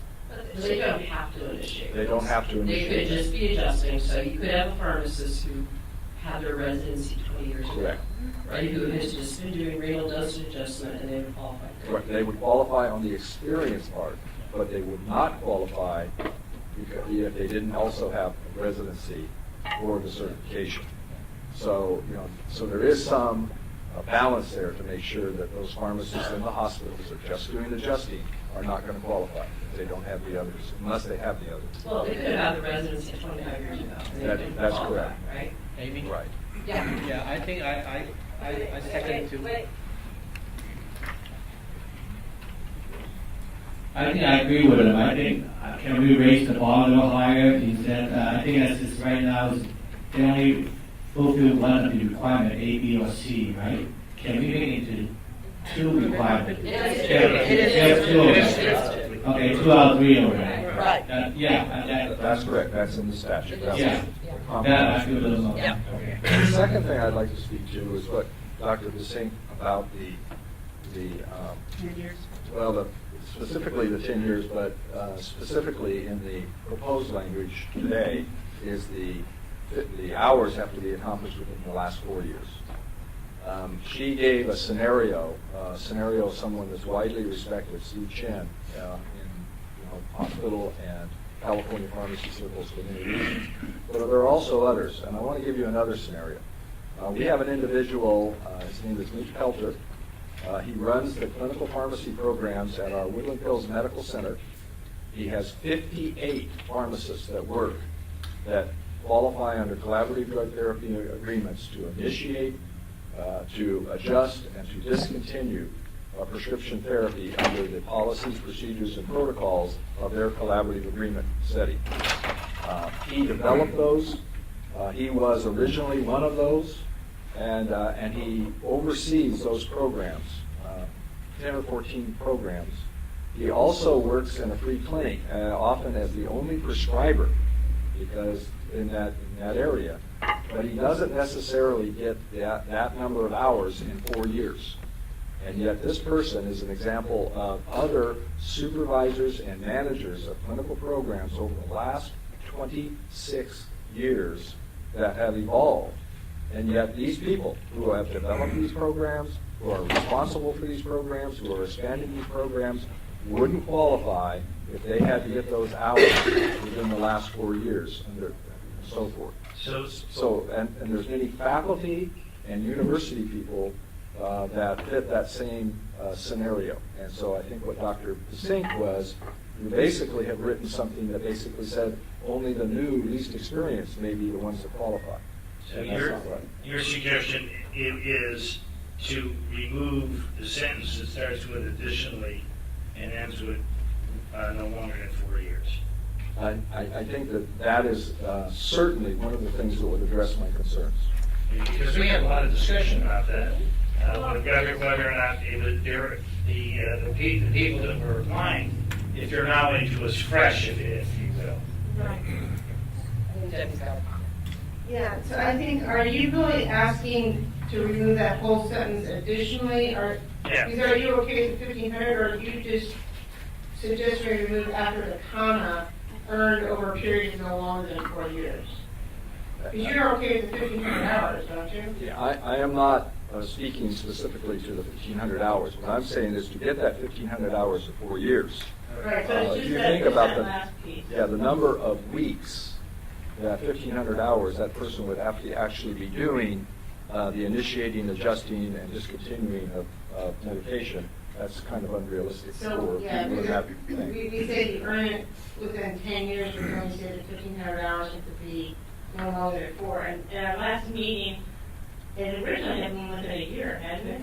We expanded it to 4 years based on, the public comment, thinking that we were really stretching, and now, I think we're being asked to extend it even more. Or to have it up, leave it in the 10-year period. Is that what you're suggesting? I think that's what he's suggesting. But the board's discussion focused on the need for it to be a concentrated level of experience, which is when you get the 4 years. And you didn't want them to do the very thing that you're using as the example here, an hour here, 3 hours here, doing this. Concentrated so that you really have some expertise, and they viewed it more as a a focus versus something that's more incidental to what you do every day. Right, once again, it was originally within 1 year, we. Yeah, it's 1 year. Originally within 1 year, we expanded it as last step to 4. There, I all agree with that, but as we discussed at the last meeting, the 4 was kind of arbitrary. There was some logic, but it was arbitrary. Perhaps there's another approach. Perhaps we go forward by removing that, and if that proves to be a problem, there's some type of concept where you can put in performing, supervising, managing, being responsible. The Because those are proves the to people be we're a talking about. problem, Steve, is the issue that we all have, because everybody is looking at what we're doing. And we've got to have a good model that we're gonna, for this APT license. And proves to be a problem is not something the board really wants to hear. I agree with you 100%, and I think we would probably want to flip the other way. Leaving the 4 hours, and if that proves to be a problem. 4 years. Then 4 years, yeah, 4 hours. Leaving the 4 hours, 4 years, and if that proves to be a problem, then expand that. I think we'd be more comfortable. May I make I a think suggestion? Laura's got it. Here, we have an Laura? attorney suggestion. I don't want to do it without the microphone. Well, neither does. So, I have a question for you, and this is, deals with the practice of pharmacy, so I can't answer it, but is there a reason that you would not be practicing clinical services if you're supervising? Because as a supervisor, aren't you responsible for stepping in? Does that not, is there a distinction there? Because I think there's room for the board to define what a clinical service is. And I think whether or not supervising a practitioner in a clinical practice constitutes clinical practice, I think is a reasonable question. It is reasonable. You want to respond to that? I'd like to respond to that. I think if that were clarified, that being responsible for those practices and supervising them was the same thing as actually practicing them, because you're absolutely right. You know, and there are warfarin clinics where we take care of 85,000 patients every day in one of the most delicate practices. If someone doesn't show up, the supervisor practices. And also the supervisor has to judge and certify every 2 years in our program the qualifications of every one of those people. So if you define that practice as including supervision, I think you have determined, you know, you have maybe a reasonable resolution of the concern we have. Amy, how do you feel about that? No, I'm fine, as long as the supervisor has the capability of stepping in and the skill level to be able to step in and do that job. I don't know if that's true across the board, whether that actually happens in every situation. There's something to be administratively responsible rather than stepping in and back up. But the statute, referring back to what it requires, is have provided clinical services to patients for at least 1 year under a collaborative practice agreement. So would that supervisor have a collaborative practice agreement with a prescriber? In California, the collaborative practice agreements are with a group or a process. They're unlike some other states where the collaborative practice agreement is defined as a one-on-one relationship. In our hospitals and in our group practices, the collaborative practice agreements are with the entire medical group and the pharmacists that are qualified to practice under that agreement. So we just need to make sure that this would encompass that without, I have a problem with using supervision. There it sounds like you're moving away from the actual performance of the duties, which is integral to what's in the statute, the way it's worded. Let me ask you, Steve, now these pharmacists though are credentialed and they would have to have some type of process where their performance is reviewed on a periodic basis. I know in our health system we credential much like we do physicians and other providers. So would there be credentialing in process and there would be some type of peer review of their performance? The answer for our program and those that I'm aware of is absolutely yes. So first of all, the credential is they have to have the residency, the clinical accredited residency, or they have to demonstrate, meaning document that they've had the equivalent in a training and a structured program. So people, for example, coming out of the Veterans Administration who work under what they call, we would call a protocol, they call it a scope of practice. There's 2,700 of those across the United States right now, according to Anthony Borelli. So my point is, yes. And then secondly, the board has always said that they have to be be able to defend that they are competent for doing what they are doing. So in our program, every 2 years, they have to be re-competency evaluated and documented that they are competent in continuing to perform either the same service or have moved on to a different service, after they've met the threshold requirement of the credentialing. So it could be maybe for the health system candidates who have experience, they would have a credentialing process. They'd be credentialed by their health system, because that's a requirement in a hospital. In a hospital, that's absolutely a requirement. And then the idea was that in these outside hospital programs, there would be a similar process. Okay, so that would be a way to address the hospitals, is that they're credentialed. And if they're credentialed and providing care, then that would be part of the experience. That way they could provide the board staff with evidence of their credentialing for the past year. Is that a credential from an inpatient? It's usually the medical staff office that credentials. So there's a credentialing process in place where there is, just like physicians are, and nurse practitioners, all other mid-level providers are credentialed. They often, sometimes they do not call those privileging and credential. They operate because they're employees. Often when you're talking about in a hospital credentialing and privileging, you're talking about a physician by law cannot be a hospital employee who is coming in and is giving privileging services. And so sometimes it's not called credentialing and privilege, it's just called competency evaluation or whatever, but it's documented as it has to be for accreditation.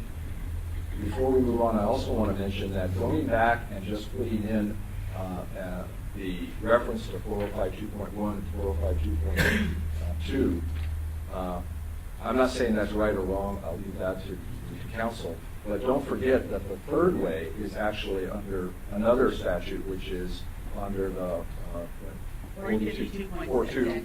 Yeah, right, and 42.10, where you have those, or you have the ability to become documented competency evaluation under another APP pharmacist or physician, etc. So you have to put in all the references. Sir, you've been sitting there very patiently. Is there something you'd like to add? Thank you very much. Jason Pandy with CSHP. So we had concern about the 4 hours and in 4 years, 55 hours. And that was kind of our concern. And actually the points have already been brought up about someone who has had experience in the past. Say did residency, was a ambulatory care pharmacist for many years, and then moved up into management for the past, you name the number, it doesn't matter. And then they step down every now and then, and they're filling in the gaps, and they're volunteering at another clinic. They're still using their skills, and they still have to keep up their skill set. I myself was very similar to that, where I worked in ambulatory care for about 10 years, and then moved over to academia. I still have a high level, I think I have still have a high level of expertise in ambulatory care, and I teach on it, and I still practice. But I think that 4-year, 1,500 hour is going to limit a lot of people to be able to attain that qualification who otherwise should be able to, based on their expertise, based on what they know, based on their knowledge, based on their history. So you think that the supervisor issue will settle that for you? I don't know if supervisor issue for me because I'm in academia, I'm not a supervisor. So it's slightly different. I'm just wondering how we can expand it in order to capture everybody. In academia, and I don't mean this to sound perfect. Sure.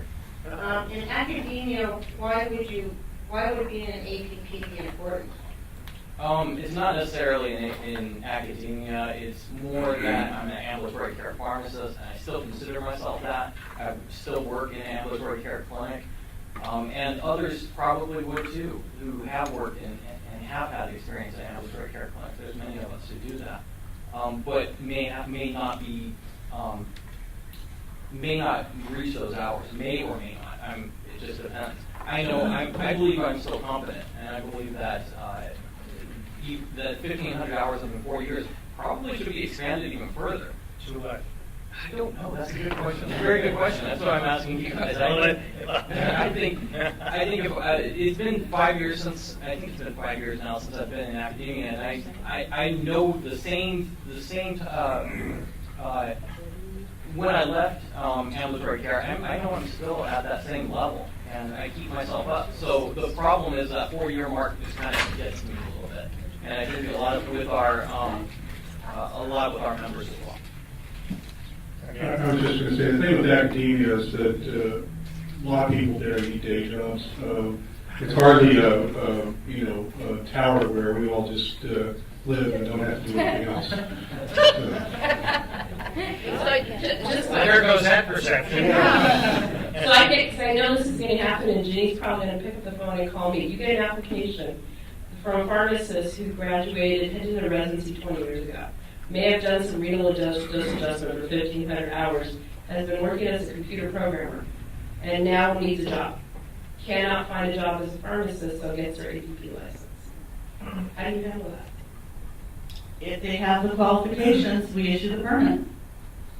So the way it's written, that would be one of the qualifying routes. The individual would still have to have one of the other two. But we can't deny just because it's old experience unless the regulation gives us the authority to deny it, meaning that it's not current experience.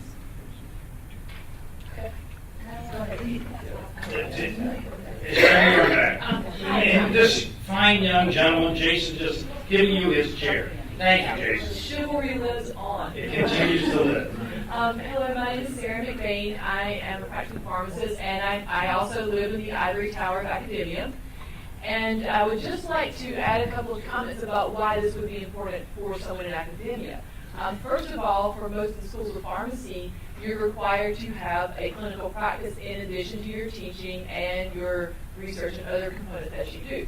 So it's important to us from a practice standpoint. And then from a teaching standpoint, there would be value in having those of us who are trying to teach the next generation what the most advanced practice models look like. So that's why it would be important for me in academia. So what would be your suggestion with regard to language? I am, again, speaking as an individual, I personally like language that allows a very broad interpretation. However, with all due respect, I know the board does need to think about how you're going to guide the staff who's reviewing these applications. And also, while I have the microphone before I turn it over to my colleague, I would just like to remind everyone here that there is precedent for licenses such as this, things that have gone into other states such as North Carolina and New Mexico. I just briefly looked at the application in North Carolina. What they do, this may not be the route that you want to go, is they actually have pharmacists submit their protocols, which outlines what you're doing. So if someone is going to do... That's actually, we had that and we were asked to remove it. Okay. So actually, I feel much better with that, because then you can actually tell what the experience Would the is. staff want to review all this? That's part of the job. But what we need is a reg to make sure, we used to have protocol in here, if that was pulled, Because apparently the protocols disappear. If you were, let's say, at 10 years out, you may not have access to that protocol anymore. So the North Carolina application, actually, you can submit, and again, I'm just using this as an example because that's where I previously practiced. But you can submit either A, copy of your protocol, or B, there's like a fill in the blank section, like, here's what I did. Now, when I applied there, it was more current for me, so I was able to send in my actual protocol. But other pharmacists could say, well, I take care of people with diabetes. I start insulin, I adjust insulin, I stop insulin. But there still has to be an attestation from whoever supervised you as well. So in But you already got that built in? No, that was the alternative. We went, you described what it was, and then you have somebody certified that they in fact supervised you while you were doing this, or know that you were supervised doing these things. And that's kind of how we built in the documentation. I think that Dr. Gutierrez's concern is if this is so wide open, it may leave the staff in a position, one, where either we're sticking an inspector in to review it, or two, we may be making bad judgment calls because the regulation isn't specific enough to talk about what we're doing. Staff never makes And I don't want to put them in a position where they would. And I just to clarify with James, I think we're all very much in favor of it. This is exciting times for pharmacy. We know that the majority of these pharmacists that are going to apply are going to qualify and are going to expand practices. However, our role is to protect patient safety and public safety. So we have to ensure, we have to provide guidance to the staff so that they know. I mean, I like the idea of the protocol Because then when she calls me, I can say, okay, let's look at the protocol, and I can have some of the other pharmacist board members look at it and say, okay, we feel comfortable with this. But without that, it's going to be difficult. That's what happens. So, is there any other public comment out there regarding this topic? Okay, we got for the You lost your chair. I know. Just quickly, just to comment about about what if a pharmacist who is doing renal dosing and they want to get an APP. I don't think that's really should be discontinued or just not looked at very, very highly. If you think about what an APP is supposed to do, it's still supposed to allow pharmacists to collaborate with physicians. Now, if the physician wants this pharmacist to just do renal dosing in the hospital, that should be allowed. Why can't they be the APP? Well, it would be as currently. It is right now. Before they have the other requirements. That's all they do. So, if you want to add something, please do. Just only that as an academic teaching the future generations, it is very important to have a few hours a week taking care of patients. But it makes that threshold of getting within 10 years, a period of 4 years where there were 1,500 really impossible. The 1,500 over 4 years, no matter when it happened, I can understand, where you want to have some concentration over 4 years. Well, that 1,500 over 4 years could have happened 20 years ago. Okay. In my mind, that doesn't matter. You've had that experience. If you limit it to the matrix of within 10 years, you have to have 1,500 hours over 4 years. Then you've really eliminated your experienced practitioners. And that's where I have a problem with, because I've been out way more than 10 years. I've been out closer to 30. I did a full year of residency. I did collaborative drug therapy for 20 years. But in the last 10 years, I have not had a period of 4 years where I have seen 1,500 hours worth of patients. But I've been using those skills for the last 30 years. And so I see And there's no doubt that you're restricted. skilled. And I think we're all advocating for a balance because we want these experienced people that we've heard examples of. And these are the people that we want being advanced practice pharmacists because those are the good ones. Well, our purpose isn't to deny. Right. I wouldn't protect. Yeah. We really want to make sure. So, Amy, do you have any thoughts about, one, the resolution of this, or the resolution of it? And then two, going forward, I mean, would we bring this back to the next board meeting, or bring it back to where we're going to put APP as a committee meeting, and, and direct staff to with some recommendations we might have? What are your thoughts? I actually like Sarah's idea that she raised about looking at the experience from other states and see what they've gone through. I mean, talk to North Carolina, maybe New Mexico, see how they've done this. Have we done that? Yes, Have we you did checked that. out the applications? Right. We've looked at their applications. I don't know if you looked at the applications, but I talked to North Carolina and I saw what New Mexico, I think I did see the things, and there's Idaho or another state, Montana maybe, somewhere in that general area that also has an advanced practice pharmacist license. And we used that to cull together where we got here in terms of the parameters for the regs. But I can go ahead and pull that. I'm not sure our law is different, it's more recent and it's broader. And it's within the purview of the Board of Pharmacy instead of the purview of the Board of Medical Examiners in the home state, which both New Mexico, I believe, and I know clearly North Carolina's is. So I think this is incumbent on this board to make its decision where it wants to go.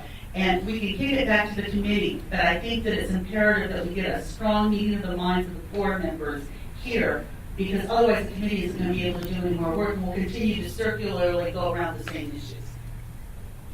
Debbie. I have a question, and board members and other committee members, just tell me if this is a bad idea. But I haven't even heard it yet. I was going to say everybody in the room gets chocolate chip cookies, Greg. No, so I think we're hearing testimony about the folks today who have had the experience in the past. Okay, so this is my idea, and there's some liability to it. Yeah, grandfathering. Do we Do we go down that road? Do we grandfather? That's what we're kind of doing. That's what you're with the talking about. experience law. I have done it. Well, we are, but we aren't, because, like, you know, they stated, I'm saying that maybe we have a way to grandfather the people who today can't, you know, is way beyond their ability to do the 1,500 hours in 4 years because of their experience. So, I mean, so I understand their gap, but it feels very risky to me too. So I don't know if that's even a road we want to go down. So I'm hoping that you guys will have a comment. I'm hoping that either you like telling them crazy or maybe it's a good idea. I'd never say it. It's a good idea. No, I never say it. The states that we're going from, I mean, it put me in mind when we were doing this label thing 5 or 10 years ago. We said, well, this is what they do in Texas, so we should do it. And that didn't strike me as like the best logical process. So, do we have any northern states that we're following on this? We're out front. Okay, so that puts more pressure on us then. Because just picking it up from, no offense, North Carolina may not be all we want to do. That's the whole reason I came back, is just going to say, let's just look at let's do it better. Right, that's exactly it. We looked at it already in the formation of where we're going. I'm not sure at this stage we want to go. I think the other challenge is that we have had several meetings and we've made agreements, as Debbie stated. We did go from 1 year to 4 years, and then it just seems like every time we bring this up, it's stretching this more and more out, where we are revisiting things that I thought we had already kind of agreed upon at previous meetings. It's not getting us anywhere. Well, actually, you remember even the 10 years within, yeah. I mean, so the last meeting I thought we had good dialogue. I thought it had been resolved, but Victor wants to speak. You get the microphone. I understand the difficulties of the academia people, but bear in mind that we need to have 2 out of 3 conditions, and we need to safeguard the public and the other profession by questioners. So imagine there could be some person who got the residency program 10 years ago, and they have done all this experience 10 years ago, but now they're unemployed. So how are you going to grant them APP license right now that they're not no longer employed for the last 5 years?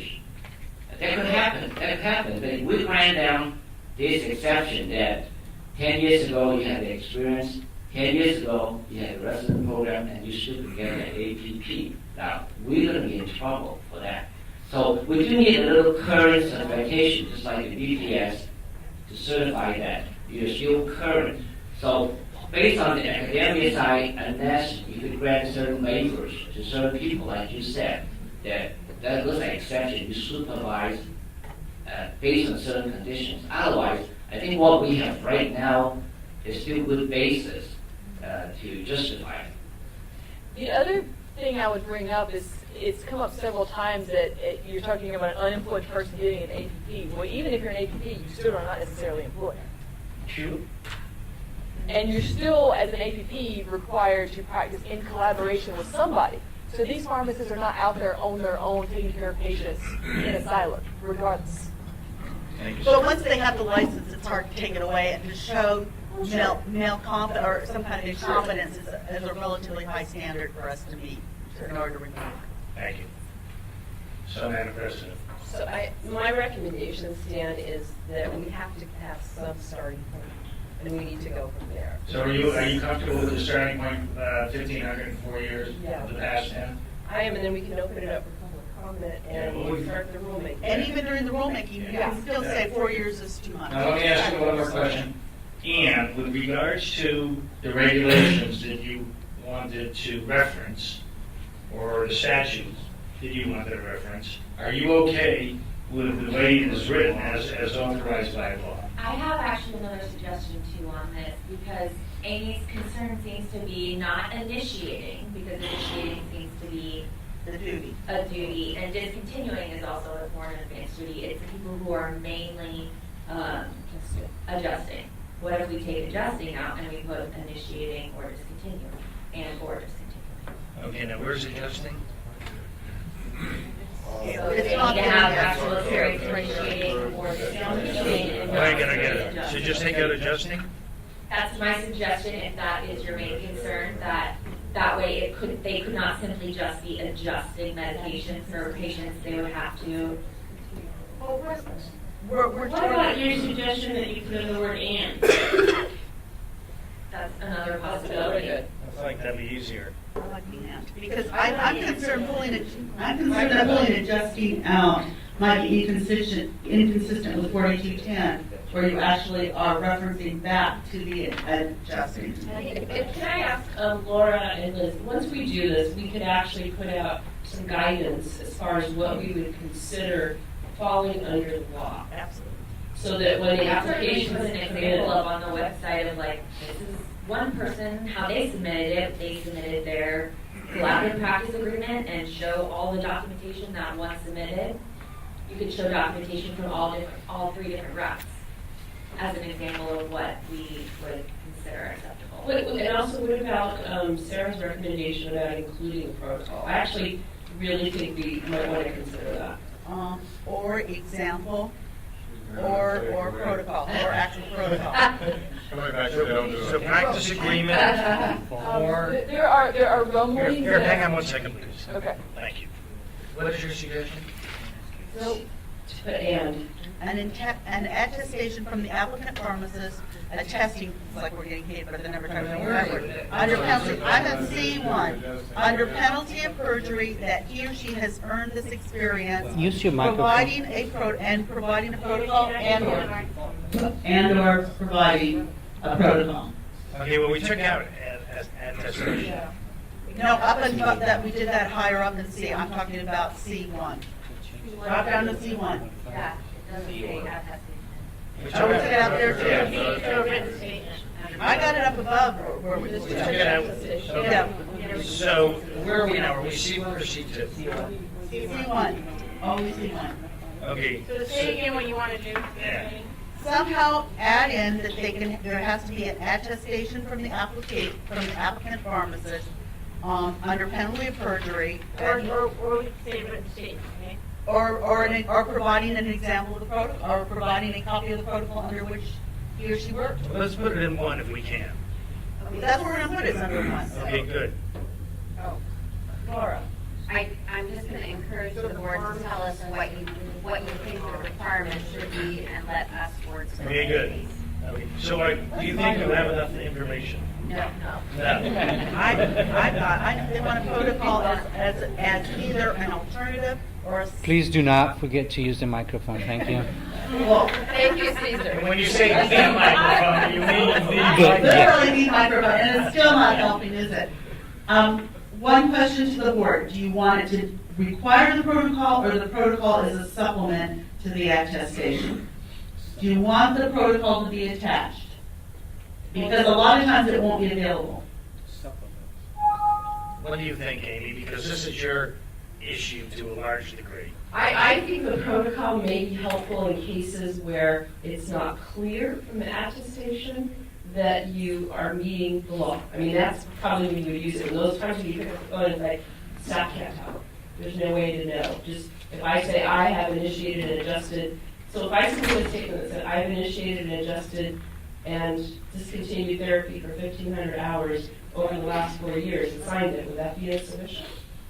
Well, technically, that would be sufficient for half of it. We still need whoever supervised you or someone that has knowledge that you were supervised to do that. And the two of them together could provide enough evidence for us to issue a permit. But it's up to the applicant to demonstrate they possess the experience. So we need enough words in here to make sure that we've got the ability to evaluate that. And where we don't, we would ask for the protocol. So is that clear, Laura and Liz, for the language? Here, hey, Ramon wants to So are you saying, Jimmy, that you just need language in there so that if in doubt, we could ask for them to provide versus providing it up front?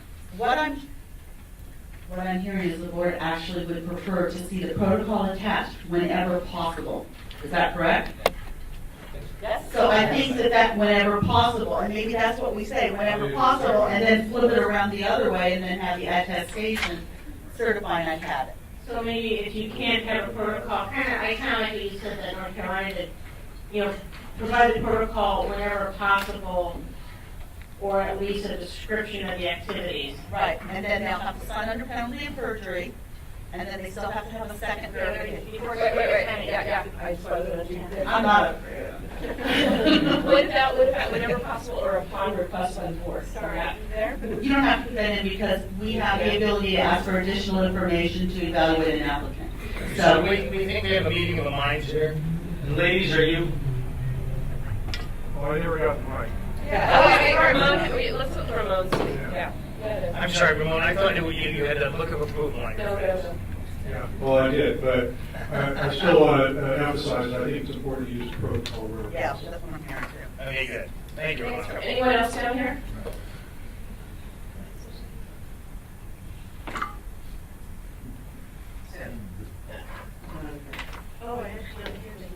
Okay, so I think if you add the requirement that the protocol be provided into C1 as well, or alternatively a description of the services being provided, that would go into C1. Right. Okay. Under penalty of perjury, still like that's here. Okay, yeah. I am a little unclear what the definition of whenever possible would be. Is that when convenient? I mean, I think we need to be more specific than when possible. Okay, that's a word. Okay. Sorry, the microphone's too far away. So, but what would the board want then? When in existence or when not destroyed? Well, I think. Available. Yeah, I think there's a clarity. That's the first evidence that you want is the protocol. Okay, so that's C1, but going back to the body of C, have we made a determination about and or maybe a I think we decided on and. Yeah, And what about mention of supervision or hospital? And I think we've decided to eliminating that? remain, second sentence, to leave it as it is, additionally the 1 year. Is that right, ladies? 1 year? Well, in C. No, but the sentence as it's written, it starts additionally, the 1 year of experience must be composed in no fewer than 1,500 hours, providing they could have earned over a period of no longer than 4 years. Is that what you want to keep in place? Yeah. Okay, good. So we have that. Then we have authorized by law. Hang on. No. We have if the qualifying experience is earned under a protocol, the experience must include initiating and adjusting. Right. Good. Is that everything that? And then we talked about in C1, we're going to add protocol or service provided. Is that right, Jenny? I'm sorry, I was being distracted. Okay. In C1. In C1, the first, what the preference is going to, C1 is going to be rewritten to request a copy of the protocol under which you worked. Where this is not possible, then they can do an attestation under penalty of perjury. Okay, good. You got that? Anything else, board members? Wait, I'm sorry, I have one more question. Go ahead. So then, are we modifying it to be? Protocol is the number one, and if you don't have the protocol, then you do an attestation, or you do an attestation and attach the protocol whenever possible, and if you don't have the protocol, you just do the attestation. No, I thought. I'm just looking for clarification. Yeah. Where's that other microphone? We're missing it. Let's make sure we have a microphone. I think you you do an attestation, you attach the protocol if you have it, and if you don't, then you provide a written description of Activities. your activities. Okay. Quick, one more clarification. So we talked earlier about there's two ways, collaborative practice agreement or protocol. We've been talking about protocol right now, about providing the protocol. Is there also a collaborative practice agreement, and we want to have that as well? So they provide a copy of the collaborative. Or protocol, yeah, it's an or. Okay. It's an or in the way it's passed. It's an or the way it's passed. Yes, the statute authorizes both, but I think in C1 we'll capture that as well. Right. In other words, we're going to also require. Yeah. Okay, cool. You got it? So, yes. I would suggest that if there's going to be a motion to release this as a regulation, That's what I was going to do. I think we need to have one or two people have the authority to sign off on it before it goes. Okay, so, what do you,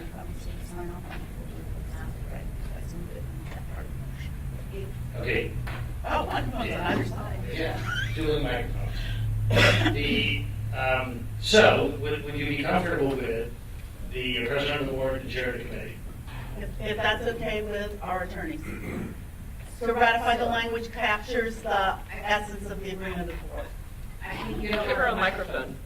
You want to hand her yours? Here, I'll give you mine. Stan. I don't think you want to have them ratify it, but have them have the ability, if they don't think that it matches the discussion, to Send it back send to it the back board. to the board. or Right. committee. Good. So you don't want them to actually. Board members, are you okay with that? Yeah. Debbie, you're good? Make a motion. So the motion is to direct staff to initiate rulemaking and a 45-day comment period with the inclusion of the changes that the board has made today after it has been submitted to the president of the board and the chair of the committee for review. To make sure it conforms. For review of conformity to the board's wishes. Yes. Correct. That was easy. Is there a second? Debbie, second. Public comment. Yes, I would just comment, I heard a word used. Let's give you a microphone. Oh, we have to second. Steve Gray from Kaiser Permanente. I would just caution you on using the word agreement. That has caused problems in several other states. California law under 405-2.2 does not use the word agreement, it uses the word authorization. Agreement implies that you have a document. Where do you see agreement? There was a statement a minute ago about an agreement, that word came up. Collaborative Practice agreement. Right, but it should be collaborative practice authorization. No, I think the statute says collaborative practice agreement. Well, then you get into a whole semantical thing, and I just want to caution you on that some other states is what is an agreement versus what is an authorization. I don't think that exists either way. Right, and so you. Yeah. Yeah. We're referencing back to the statute. I understand that, but the statute doesn't define what an agreement is. It doesn't define authorization either. Well, exactly, and as long as we have an understanding that a collaborative practice authorization is the same as a collaborative practice agreement, because, then I think we're okay. That might be a comment you need to make as part of the 45-day comment, if there's some concern there, because I don't know. It's an undefined term either way, whether you use agreement or authorization is undefined either way. And I think we need to go back to the statute, which is the clarity that we have to refer to so that it's not inconsistent with statute. Agree. It's Okay. probably something you can make in your 45-day comment. Okay. Thank you, Steve. Any other public comment? Okay, we have a motion by Stan, second by Debbie. All in favor? Okay, opposed? Abstained? Okay, and I vote yes. Great. Thank you, Stan. Thank you. Thank you all. Great job. And thank you for input, members of the audience. So as we move along, you're not here. Okay, sorry. As we move along, as you will recall, the board also approved amendments to section 1749, board fees. The fee for an original pharmacist license is $195. The fee for application for an APP license is $300. If granted, there is no fee for an initial license issued, which will expire at the same time the pharmacist license expires. And the fee for the biannual renewal of an advanced practice pharmacist license is $300. The penalty for failure to renew is $150, and the fees in this paragraph are in addition to the fees required to renew the pharmacist license as specified in paragraph 1, which is above.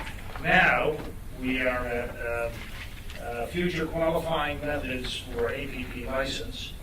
And as we spoke earlier, recently, CPHA and NACDS provided the board with text that would establish a new process under which pharmacists could qualify for APP licensure.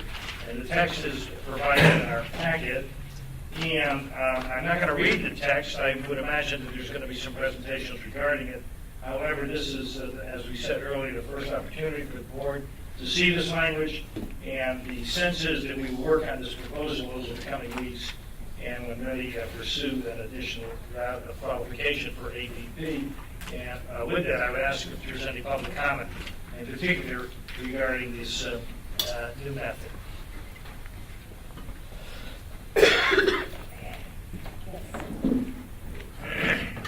Okay, so there is a discussion regarding this new 1730 acceptable certification program. Right, and I think Brian. Public comment. Oh, Brian's. Yeah, Brian Warren with California Pharmacists Association. I think John Rock, our CEO, and Alex Adams from NACDS will be making a presentation. There is a PowerPoint, I think. Yeah. A few minutes ago. I think it went to sleep, and then now we need a password. Yeah, she's Okay. I have a. You want to take this? Yeah. Here you go. We need to hold the microphone.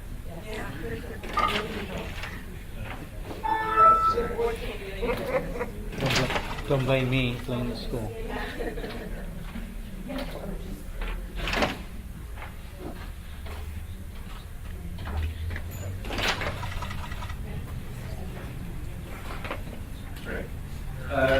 Good afternoon, I guess we're getting to. John Rock, CPHA CEO. Along with me is Alex Adams. Dr. Adams is with the National Association of Chain Drugstores. We appreciate the opportunity to address the board. We know that the SB 493 task force has had a number of meetings. We really feel like this is actually our first opportunity to comment on the regulations around 1730 as they've been produced in the draft form. So we appreciate the indulgence of the board in hearing our testimony and considering the suggestions that we have. One of the things I wanted to emphasize as we start the presentation is, as it's been queued up in the packets that the board members received as a new pathway that we're going to be presenting in the suggested regulations today is actually not true. Part of what Dr. Adams and I will be sharing with you is that there is multiple pathways contemplated in the statute. So this is not a new pathway, but rather an articulation of existing statutory authorities that we'd like to walk the board through. The other thing that we would like to just point out as introduction is it's been referenced a couple of times by both public comment and the board that when SB 483 was going through its process, its legislative process, this board actually voted to approve under the APP requirements when the legislation said one of three requirements. It was only later in the process that for political negotiation purposes, we accepted an amendment that required 2 out of 3. So I think that's an important reminder that there was comfort level with this board that 1 out of 3 was allowed at one point in time in the statute. That's a good point. Thank you. Sure. As it relates to the actual proposal that we're going to share with you today that's in your board packet, we think of this a couple of things. One, we think that it requires the 1730 draft that's in the packet that the board presented it. We think it requires additional statutory allowable certification programs. We're going to talk about that. We think that the regulation can be better aligned with the Council of Credentialing and the Institute for Credentialing Excellence as they define certain criteria for certification. And then certainly requiring additional regulatory language around the types of programs that would help protect this board to ensuring that whatever those are, they meet the rigor that you would expect those credentialing programs to have in place. So just to sort of calibrate everybody, we've just spent a lot of time talking about the experiential requirement. Of course, there are 3 requirements, as I mentioned: earn certification in a relevant area of practice, and or complete a residency, and or provide that year of experience that you all are discussing. And as I just mentioned, an applicant for APP licensure must meet any two of those requirements.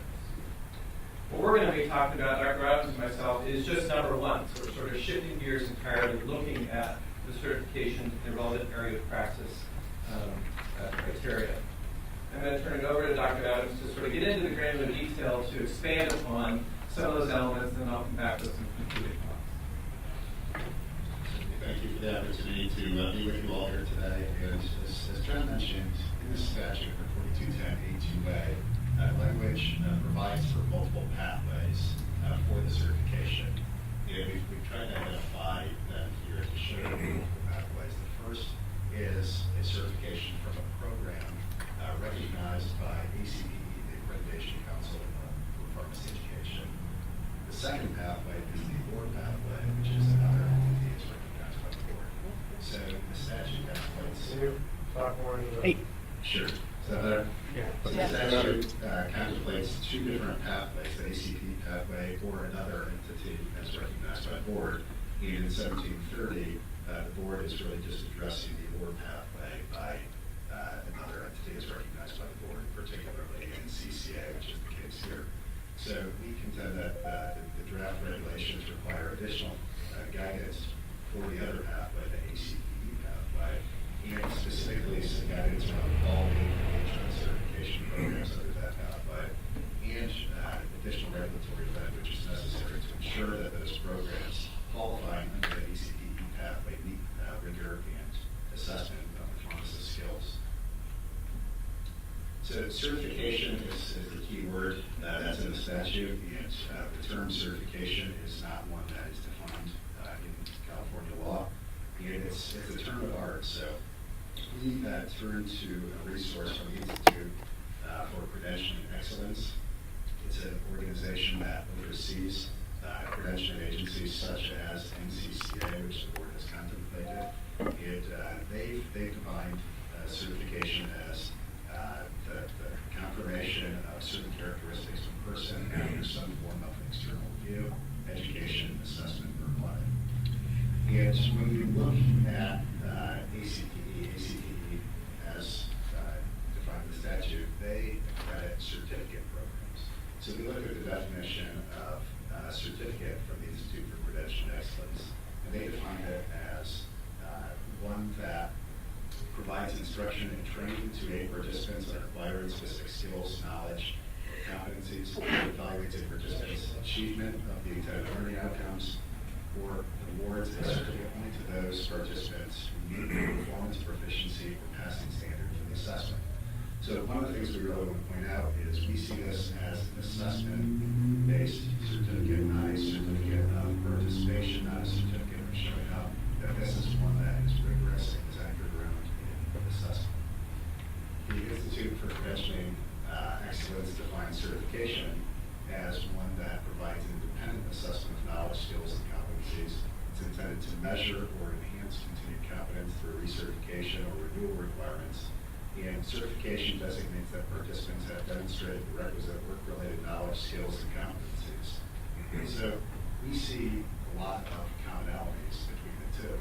And there's certainly more commonalities than there are differences. May I interrupt you? Yes. So using definitions, you are going to go forward and present that a certificate and a certification is the same? What we're arguing is if there's a quote from the Institute for Credentialing Excellence that talks about how one type of program is not more or less rigorous than any other. They simply serve different purposes. So I think what we're saying is that the statute contemplated multiple pathways, certificates or certifications. It was made clear by the education statute that ACPE was recognized as the entity listed. So one of the things that I'm going to point out is that there are substantial commonalities between the two terms. And you look at some of the programs that are each. ACPE, for example, there's the Canadian APHA ADAPT program that the board has talked about in some of the subcommittee works. Certainly we've recognized the NCCA programs, which include those like board pharmacy specialties, the Commission for Certification of Geriatric Pharmacy. Sure. And there's multidisciplinary certifications as well, such as the Certified Diabetes Educator and Certified Asthma Educator programs. So what we're saying is that our proposed language would recognize the ACPE programs as stated in statute, in addition to the NCCA programs as the board has contemplated. And we also wanted to note some technical corrections to language currently under 1730. For example, NCCA credits programs, it doesn't certify programs. We have the name of NCCA has the word certifying and not certification. So with that, we'll turn that over to John. Great, thanks, Dr. Adams. And I think just to reinforce Dr. Adams' point is there's been a lot of discussion on certification, assessment-based certificate over the course of the task force meetings. And when you look at the sort of penultimate credentialing agency, the Institute for Credentialing Excellence, there are far more commonalities than differences. Both certifications and assessment-based certificates seek to ensure that the candidate has an assessment skill, experience, or competency, and that they possess that skill, competency, or experience in order to perform the duty successfully. So one is not more rigorous than the other, and I think a lot of times there is a sort of a pejorative differential drawn between certificate programs and certification because of the historical context that it's used in. But when you really look at the definitions that are provided by the Institute for Credentialing Excellence, they are very clear that one is not more rigorous than the other. So the second section that we would propose to the board for inclusion is to go ahead and define certification in law. As Dr. Adams mentioned, it is really a term of art used in the credentialing world, in the credentialing industry, but it is not defined in statute. Therefore, we would suggest that for this board's interest in making sure that any program that comes forward meets the criteria that you would seek, that you define certification to acknowledge that there are multiple pathways. And then finally, in what we're proposing as Section C, some of the concerns that have come forward over time have been things like, well, if we recognize assessment-based certificate programs, could something like an immunization program qualify? And we would actually argue, without adding these additional criteria, that yes, starting tomorrow, an agency like APHA or somebody else who offers a certificate in something that is not APP related could apply to the Board of Pharmacy under the ACPE pathway and achieve recognition for that. So we think Section C, making sure that all certification programs meet these three criteria, gives the board the confidence and the ability to scrutinize what those programs may be. We would suggest that one, that they need to speak to the skills and the duties of an APP. That would qualify, or that would limit the types of programs that would immediately serve the top tier interest to the board. If it's not APP related, then would an APP pharmacist truly deserve the recognition or the credential under the certification pathway? The second is it designed to measure the advanced knowledge and skills using written or practical knowledge assessments or examination? Again, ICE told us that both whether certification or assessment-based certificate programs both require an assessment of that knowledge, skill, or experience. So we would suggest to the board that you would want to make sure that any program being proposed has item C2 in it as well. And then finally, something that is developed and directed by recognized educational pharmacy experts. This provision was drawn, actually all three of these provisions, but particularly number 3 was drawn from the Council on Credentialing in Pharmacy, which is an Institute for Credentialing Excellence entity. So really being consistent with what CCP requires in their programs, we think the board should require that as well for their programs. So it is these three criteria that we think that the board would have interest in to assure that the programs related to the scope of practice for an APP are those that are qualified. Vis-a-vis not something like an immunization program, which would qualify under the statutory authority of an ACPE approved program, but certainly doesn't meet the intent of you or any of us within the profession who think that that should be what APP pharmacists are called again. So just to conclude remarks, we'd be happy to answer any questions afterwards. Really as the sponsors of SB 493, it's clear the statutory language that our intent behind Section 4210 A2A which is the 3 criteria for advanced practice pharmacists, was to provide multiple pathways, as Dr. Adams mentioned, an ACP accredited pathway, as well as other entities recognized by this board. We think there is additional regulatory language that is required, that would be desirable to ensure that you have the protections for defining what certification is in law. And then ultimately, with that definition in place, the additional protections that you can assure that any APP candidate that comes forward who's chosen the certification pathway as part of their application packet has done so through a program that meets the rigor of what truly an APP pharmacist should be doing. So with that, Dr. Adams and I would be happy to answer any questions. Ramon's got, you have a microphone? Where'd that thing We'll go? take one of those back, John. Thank you. Ramon. Well, so I'm trying to figure out who the NCCA is, and I'm looking at the website at the commission, which I assume is the entity that oversees the NCCA. I see the chair is from Alpine Testing Solutions, the vice chair, I can't tell where it's from, but I don't see pharmacists or people with qualifications in pharmacy. So could you explain to me how it is that NCCA would know about pharmacy qualifications? Here, we'll give it to We've Mike. already done this. This is actually part of our existing reg right now at NCCA. And what it refers to are the pharmacy patient care certification programs only of NCCA that we're accepting. This is part of what we've already moved. Victor's got it. Yeah, I think we've been through all these NCCA certification programs. The question I have is, do you have a specific program in mind that you're aware of that is equivalent to what the program we had previously discussed about NCCA, so that the people could complete that as the minimum qualification that would fit the requirement?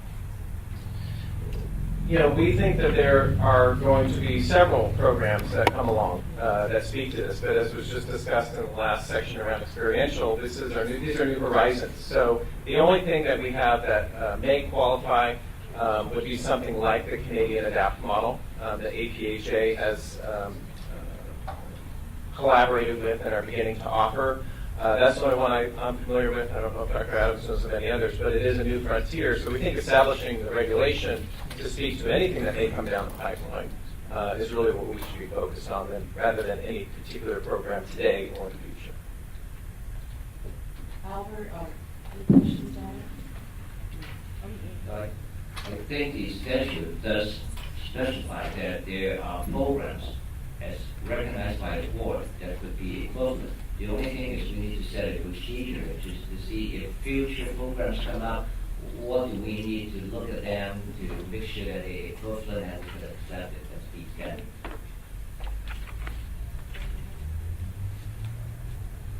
I had a question regarding, I was looking at the website on the certification versus assessment-based certificate program that you were referencing, and I noted that under the assessment-based certificate program, it says if an assessment-based certificate program is promoted by the provider as being appropriate for regulatory purposes, it should be developed and evaluated in a manner consistent with generally accepted measurement principles and legally defensible. The assessment should also be administered in a secure, proctored environment. It sounds like an exam to me. Is that your understanding of what a certificate program is? Are you referring to the standards from NCCA? I'm actually looking at a document from the Institute for Credentialing Excellence, defining features of quality certification and assessment-based certificate programs. It's kind of a side-by-side of both of them, and I was just reviewing the section on the assessment-based certificate program where it referenced that. It's under assessment. Sure. So when we presented the concept of assessment, Keep the microphone closer, we please. did mention that we do view this as something that does have rigorous evaluation attached to it, like you had noted. So we wouldn't see this as the certificate for participation or showing up, that there would be something like an OSCE or something attached to it that would have sufficient level of rigor. I think Dr. Gutierrez, just to add to that point, in that same document, I think it does go on to say it's not just examination, there's all types of ways to assess competency, either written or practical knowledge assessments. So I think any program could have an array of assessments that may or may not be just an exam. Right, like the OSCE, which actually is a good way to determine. It just seems that up until this point, we have had a lot of discussion about certificate as opposed to certification. And what we perceived the difference was, and what it was that we wanted to achieve with regards to qualifications, certificate, certification, and this, I mean, there's no doubt a lot of validity to it. But this is a new thought with regards to what we're talking about up to this point. I, think that we bring this to one of our committee meetings and review it more extensively and get a better handle on it. And then there's the other issue that, as Victor brought up, and I think it's, ACPE has been the standard for pharmacy education, and so there's no reason to think it wouldn't be in the future. But, right now, we're looking at a program that's a Canadian program that maybe APHA or Will won't or whatever. And so I feel like it's important that we review it, get a handle on the valid point, but I'm not sure the time is of the essence, unless I'm misreading that. So part of what we're really trying to do here is, the way we look at it, because ACP is specifically named in the statute, it wasn't really even necessary for the board to take any action. By virtue of the statute, any ACP recognized program qualifies. What we're trying to do here is provide additional detail for the board to enforce, not unlike the further detail that was discussed during the previous agenda item, where, as Dr. Gutierrez was pointing out, we're trying to provide further clarification for the board staff when assessing or when evaluating applications. However, because the statute simply says an ACPE approved program, that the way the statute's written today, somebody could submit an application for an APP with the immunization certificate saying this is an ACPE approved program, and I don't know the board would be legally defensible in denying that application because of what the statute's written, and there's no further clarification and regulation. What we're trying to do here is provide with a specific, narrow definition of those ACPE programs that the board believes does actually meet those qualifications. And we're not saying that the language we have here is indefensible, and we're willing to work with the board, and we want to work with the board on trying to make it right. And we certainly know that this isn't something that you'll be voting on today. We do want to work with you. But definitely because there are programs like this Canadian program that present an opportunity for a number of pharmacists in a number of different practice settings, we don't want to limit pharmacists from community pharmacy, for example, from getting an APP because they don't have some of the BPS style certifications completed. Very valid. Yeah, I guess I just wanted to, I actually see this as a way to make the SB 493 better. I mean, just kind of define that section at the beginning better. And specifically what kind of rang true to me is your comment that, I think one of our worries is we don't want to dilute down the effectiveness of 483 and being an APP.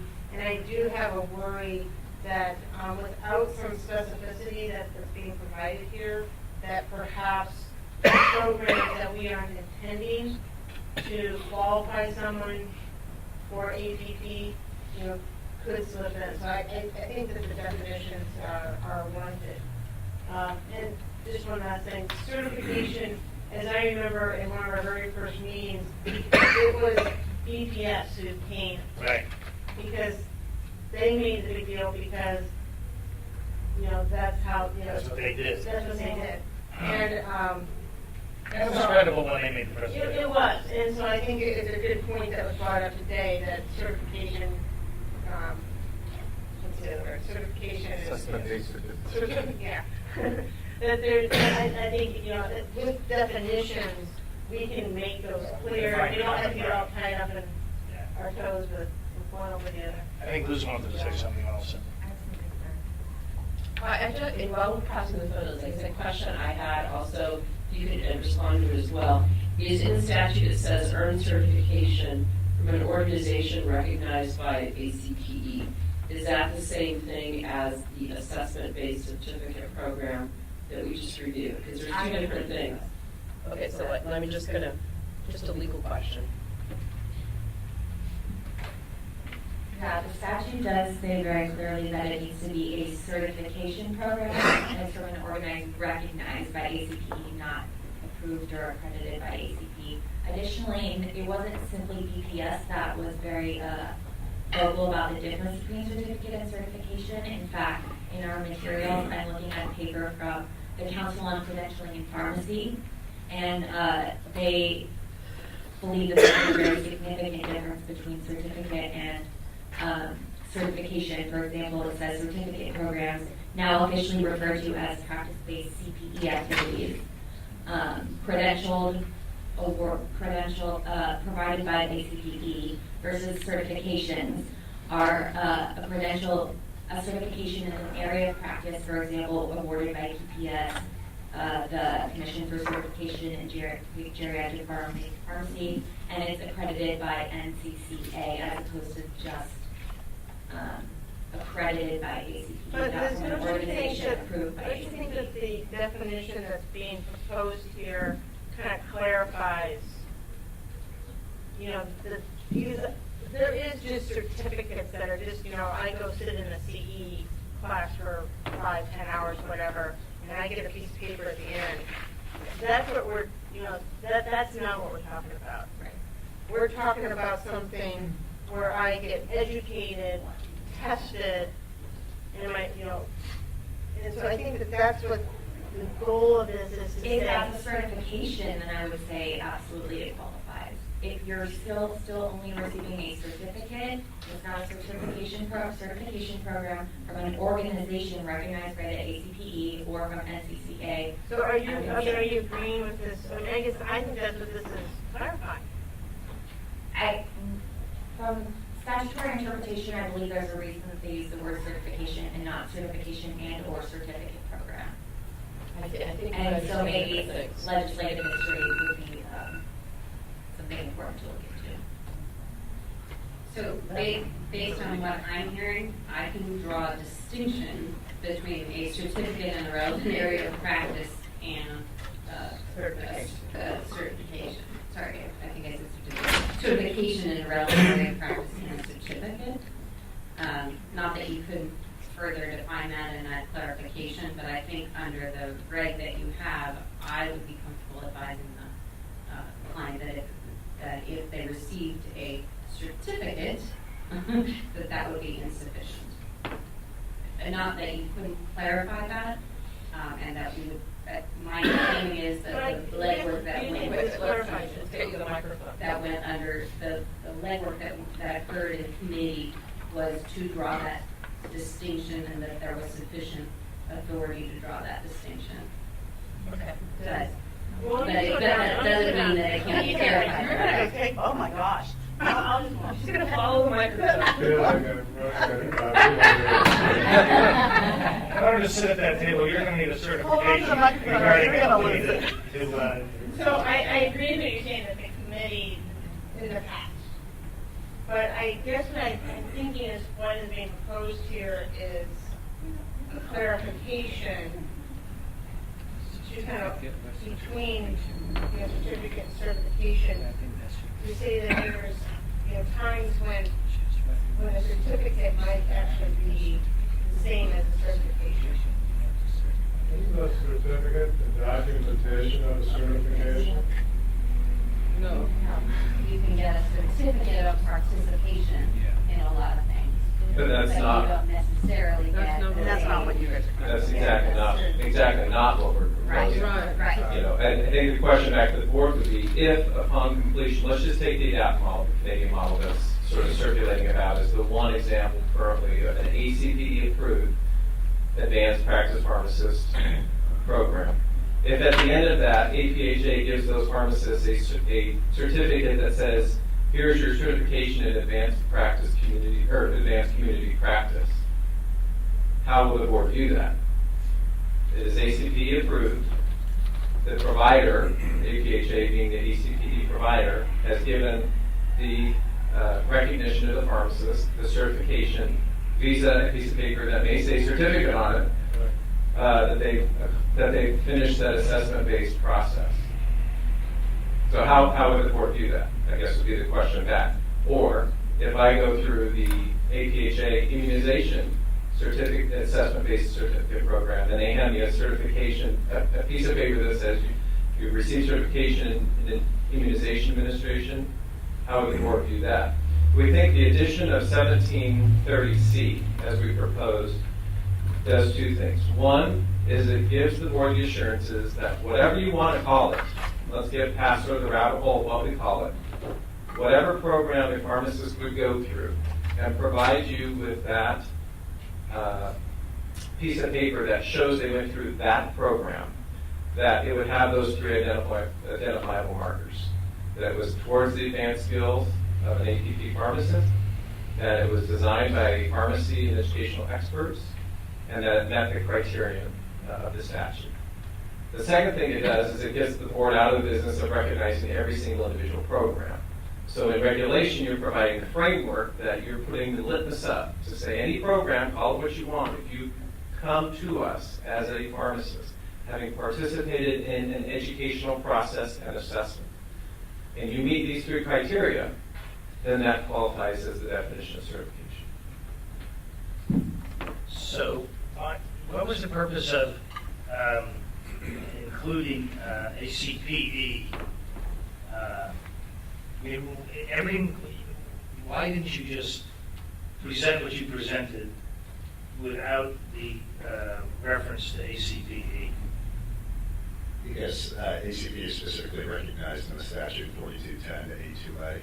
So it says an organization recognized by ACPE. So as John noted, there's organizations recognized by ACPE to provide programs such as the ADAPT program that APHA is now offering. In spite of the fact that, I understand this Canadian program is a good program and it might have a lot of benefit, but that we're playing the come line on ACPE and the Canadian program right now. It doesn't exist as an opportunity. Is that correct? So it's been brought to the United States by APHA that's currently being offered. It's my understanding that June is their first inaugural offering of it publicly for the first cohort. So it is a program that is now accredited in the United States by ACPE. But I think... You have a hand up. Oh, yeah. I think we tried. Sorry. Sorry. Yeah, I want to say that, this isn't a great forum for this discussion. There's one mic here for the board, and I don't know if you noticed, but half the board members aren't saying anything. I'm not sure that's because we don't have anything to say. It's because we don't have a mic. And, the industry there has one mic constantly back and forth. They can talk, they can answer freely. Council, I don't think this is really a good setup for the board to express itself and deliberate, because we don't even have a mic unless we chase it down. Apologize, it's just, we've just got limitations in this location. We get into this heavy discourse Right. here, I can't even, ask a question without having... I can suggest to you, if you speak loud, that it will pick it up for the camera and the webcast, but you have to speak loud. Okay, so all louder. Or, we could... Yes, Dan, can I recommend that we just take this issue back? That was a nice suggestion. And then, because this is new, we haven't heard this before, and I think it needs to be flushed out and investigated a little more. Can we do that? Yeah, I think it'd be better. Now we can discuss, we can discuss it. Do I hear a motion? With microphones. Okay, motion and second. Any additional discussion by the board? Public, any discussion about the motion that we bring this to, we bring this to a committee? Thank you all for coming. Second. Hello, Rebecca. Hi, I'm well, thank you. Rebecca Cup with Rouse. I strongly encourage this to be taken up by the committee. And just a couple of points of clarification. It was established as a Canadian program, but it is now an American program in the United States. And that we had, I'm sorry? Well, I mean, I wonder if that might, I appreciate what you're saying, but I wonder if that might be additional thought for the committee meeting. Sure, and just to mention, there were 2 pharmacists in California that I'm aware of that completed the program already. The 2 that I'm referring to work for Rouse, and there is one that is enrolled in the program that is to begin in July. So you do have some local assets that you can ask specific things about how the program works and whether or not it meets your expectations. We could ask one of them to come to the. Yeah, I'm volunteering them, and I'll have to go back and beg forgiveness, but I think they'd be happy to, honestly, and I'm more than happy to ask them to do that. Thank you. We have any more public comment? We have a motion and a second. All in favor, please raise your hands. Done. Thank you. Was that unanimous? It was unanimous. Okay, it was too fast, I saw hands down there. Okay, with your permission, Madam President, I'll continue. Yes, please. So we are now at regulations to implement the non-emergency protocol for pharmacists who furnish naloxone. And as you recall, on April 10th, our naloxone protocol became effective under the emergency provisions and it will last 180 days. We use a subscriber email alert to advise pharmacists and others that pharmacists who possess the 1 hour of training can provide naloxone to anyone requesting. And a fact sheet was also released that provides patient information about naloxone. The board now has until early October to notice and to promulgate a naloxone protocol regulation to replace the emergency adoption version of the protocol. And we are proceeding on a schedule that should permit the timely completion of this rulemaking. At the April board meeting, the board approved the non-emergency version of the naloxone protocol, and on May 8th, the medical board approved the same version of protocol. Next, on May 30th, the new protocol was released as part of rulemaking, which initiates with notice of comments for 45 days, and comments will be due back for our meeting in July.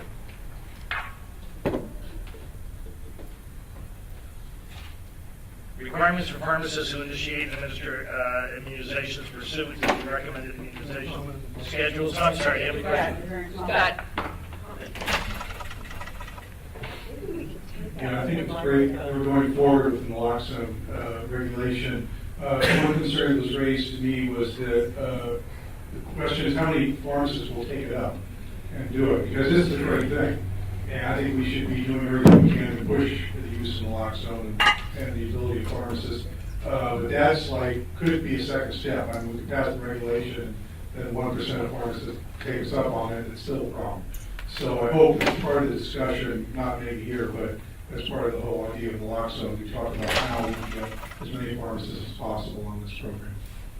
Well, we have sent out a subscriber alert, and it is highlighted on our webpage under the emergency requirements. I heard yesterday from a Keene specialty pharmacy, and they said they have so far sold 20 kits, and that I guess so far that's the only report back I've gotten about pharmacies dispensing. Right. Well, I think we might do more to promote it as well. So. I'd like to just, those in the audience, if anyone's aware of any pharmacies that are actually doing this and what programs are there going on, because I agree with Ramon, this is something we should be promoting. I see Rebecca coming up, so I'm hoping that she's got some information for us. And you're about to lose the microphone.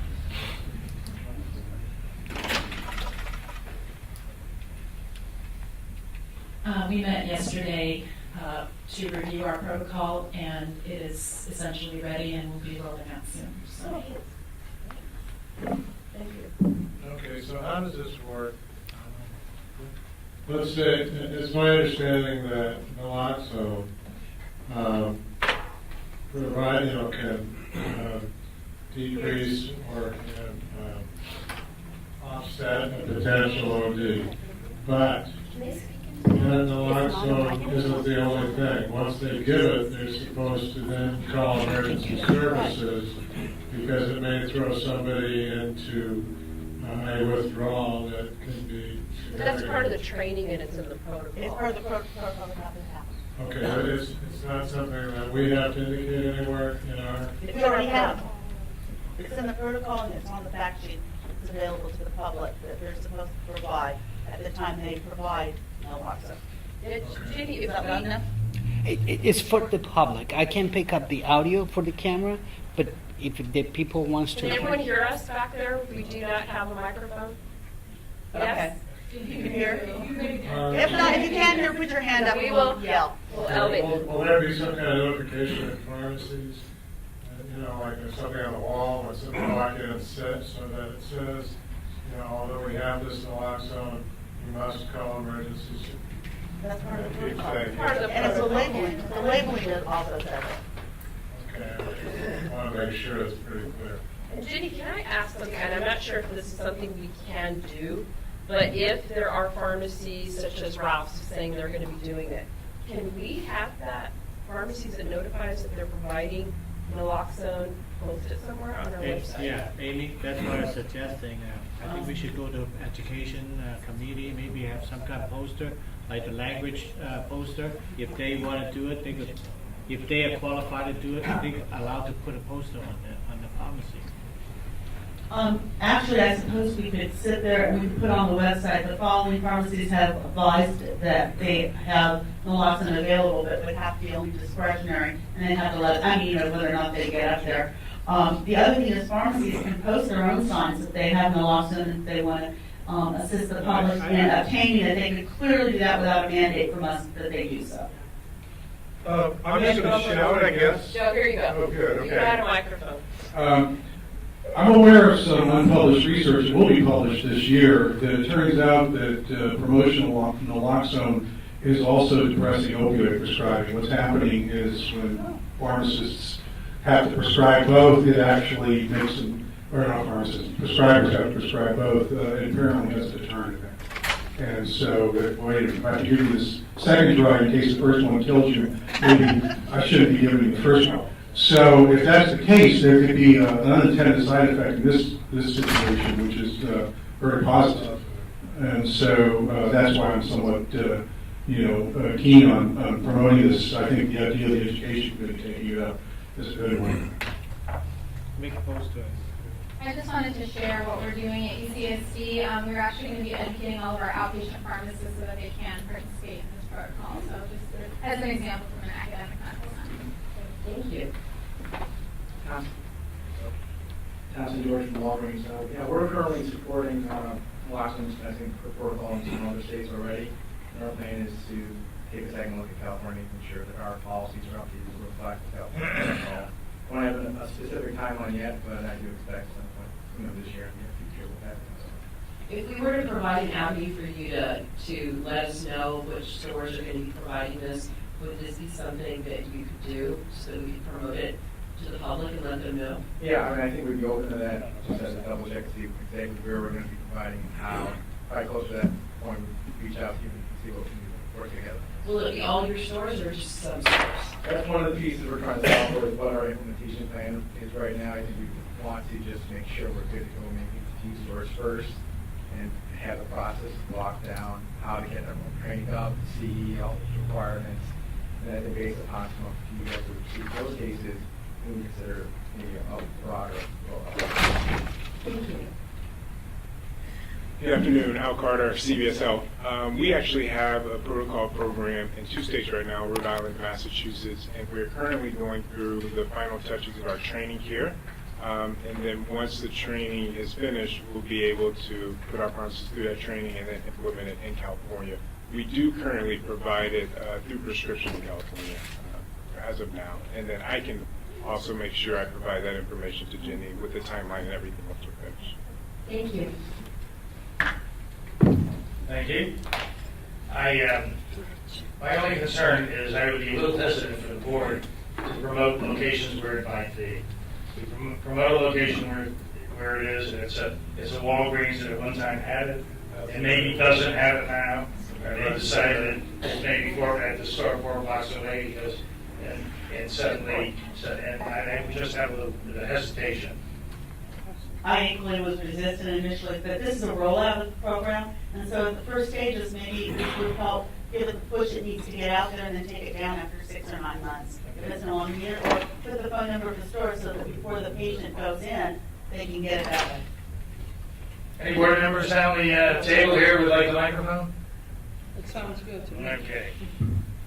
We'll advertise it in the newsletter, Chair. So with regards to pharmacists who initiate and administer immunizations, under Business and Professional Code 4052.8, immunizations may be provided by pharmacists who possess a required training to provide them. Specifically, to initiate immunizations, the pharmacist must complete an immunization training program endorsed by the Center for Disease Control, be certified in basic life support, comply with all state and federal record-keeping requirements, provide information to the patient's primary care physician, and enter the appropriate immunization registry design for the immunization branch of the California Department of Public Health. So back in February and April, at our committee meetings, we discussed certain issues involving immunizations. And based on the discussions during February, the staff drafted language to establish parameters for the pharmacists who provide immunizations. And one requirement is to mandate required reporting into an immunization registry. Initially, the committee discussed a 15-day reporting period for reporting immunizations in the registry. The language then was drafted for reporting within 90 days. And some input that the board has received since then is that 90 days is too long. So the consideration is a 30-day period of time which a pharmacy has to report. And I'll get to that change as I go further. Staff is recommending that once we finalize the proposed regulation regarding immunizations, that we direct staff to initiate a rulemaking and release the text for a 45-day comment period, have it returned to the board with any negative comments, or otherwise prepare and submit the rulemaking file for approval of the Office of Administrative Law. So, would you like me to read it, or can I just go to the area where we're talking about changing it? And it's 1746.4, pharmacists initiating and administering vaccines. I think, That's right with me. The only 30-day requirement. Yeah, under E. Please, Liz. So I had the opportunity to work with Warren Dunning, who is a senior policy and planning officer for the Communicable Disease and Control and Prevention Program with LE90PH. And I also met with doctor that I cannot currently remember his last name, from the actual California State Department of Public Health and their immunization branch. And they couldn't be here, but they wanted to read a statement if the board would like to consider why they think the time period should be lessened. So, Lauren says, I wanted to pass on some information from our immunization program that might be helpful regarding the issue of timeline. While some pharmacists could find it challenging to exchange data with the registry within 15 days, as initially suggested, there may be some drawbacks to including a 90-day requirement instead. Since there is no current provider mandate to report to the registry in California, there are not required standards for timeliness of data entry that care providers must adhere to. However, the Department of Public Health expert on CARE believes that when discussing data exchange processes with CARE, providers are informed that transmission should occur no less frequently than every 30 days. The reasons for this recommendation is that delaying the data exchange could lead to duplicate doses, since if the dose is not recorded in the registry, a provider may revaccinate, or issues with determining whether minimal intervals have been met when second and third doses are due for a vaccine. For example, many immunization boosters are recommended at 4 to 8 weeks.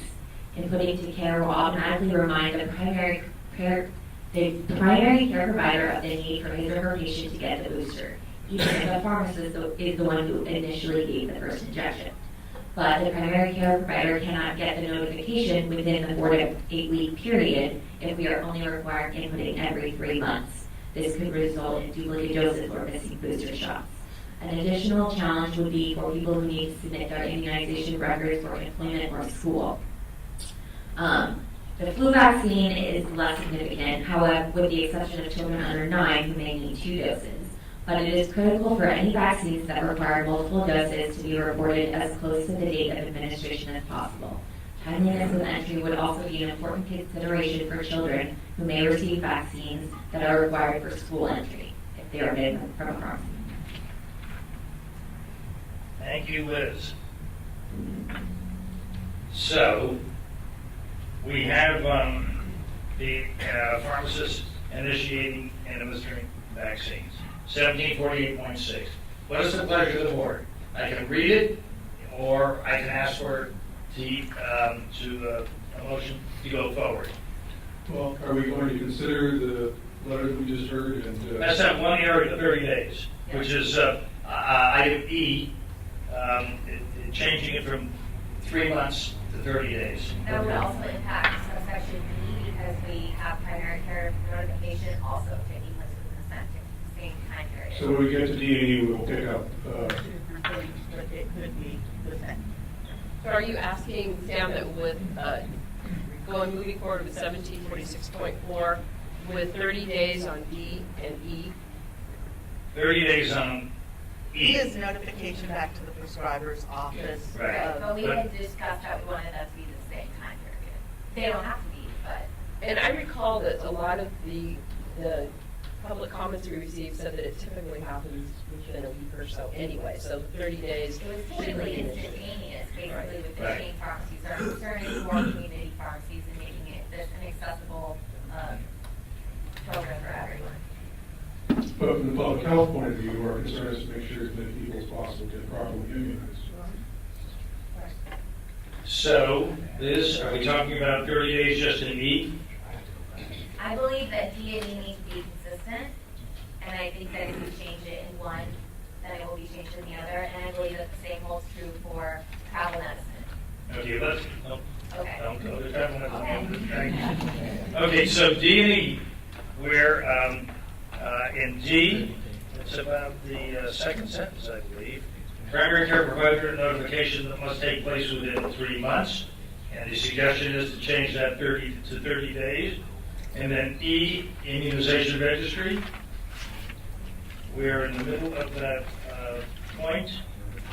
Yeah, into one or more state or local immunization information system within 30 days of the administration. So do we need a motion to make those amendments? Well, we need a motion to say to direct staff to initiate rulemaking and a 45-day comment period and then return to the board. Would you like to do that? With the 2 changes. With the 2 changes, Yes. yes, I hereby make that motion. All right, and Cheryl seconds it, thank you. Board members, any additional discussion or questions? Staff? Public? All right, Amy, would you call for a vote? Yes, can we have a vote? All those in favor? Unanimous. Thank you, Amy, thank you, board members. So now, we are at the development of proposed requirements for pharmacists to provide prescription medication not requiring a diagnosis that are recommended by the CDC for travel outside the United States. And at both February and April meetings, we discussed the parameters for travel meds in response to the committee's interest in establishing regs. I saw a typo there. I'm sorry. No. For some of the travel med components. And then at the April meeting, we reviewed a draft regulation establishing requirements for the items the committee has discussed in the past. So staff is recommending that once this board finalizes the proposed regulation regarding furnishing travel meds, that the board directs staff to initiate a rulemaking and release the text for 45-day comment period and return to the board. And I'm going to turn it over to you, Liz, now with the travel meds. If you'd like to explain anything about it, or any questions of the staff or board members or the public, perhaps you would be able to answer. Sure, I can certainly answer any questions if they come up. The only significant change, or really only change that I would recommend from the last time the board reviewed this at its previous meeting it would be in subsection F, notifications. To make it consistent, to have patient or PCP notification within 30 days. Get up to F? That would be in subsection F. Other than that, this is the same version which has been available on our website. And so if public has comment or questions, or board has comment or questions, I think this is the time for them. Board members, Ron, you roll? Well, you make a motion to go ahead and do that as recommended with the one change in section F. Second is Cheryl. Board members, any further discussion or questions? So what we're doing is voting on opening rulemaking. Yeah, and it's Right. And it'll come back to you unless, it will not come back to you unless there are negative comments. So if that's the motion that the board wants to make, then I think the motion needs to be different. The motion to initiate rulemaking is different than to approve the language and basically adopt it, unless there are no negative comments. If you want to do that, I can. You want to do two motions then? Yes. Please give us language. Okay, well, I think you just said two motions. It's two motions. So your motion still stands to approve it. Right? And Cheryl seconded. You can move on that motion and then we'll Okay, deal so we with just it. need public. Public comment? Okay, all those in favor of the approval? Raise your hand. Okay, so then we need a second comment on initiating rulemaking, correct? No, but you just initiated, you approved the initiation of the rulemaking. So the next one would be to approve and adopt the rulemaking as prepared, and assuming that there are no negative comments. And I would also recommend that you delegate to your executive officer the authority to make non-substantive changes as may be required by DCA or the Office of Administrative Law. So anyone can make a motion to that? I'll move it by on behalf of the committee. Okay. Second. Okay, public comment? All of those in favor?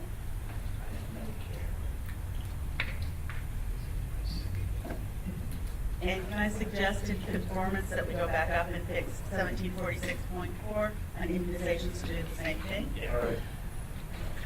Do we need additional motions on You would, seven? yes. What do you Yes, suggest? the same language that you moved to adopt the language, assuming that there are no negative comments. They already did that. They do move to initiate rulemaking. So they move to adopt the language, assuming that there are no negative comments, and delegate the authority to the executive officer to make non-substantive Okay, changes. Greg, motion, second? Second. Cheryl? Okay, public comment? All in favor? We're on the roll. Okay. I think that does it for my committee That's it meeting. for the committee meeting, right? So if you want to take a break, do we want to do a lunch break? Yeah. No, just one time. 230 minutes, just allow people to. Okay, so we'll reconvene back here at 2. Before we do this, let's make it, this is the last meeting. Sure. 20 minutes. Let's go to the positive one.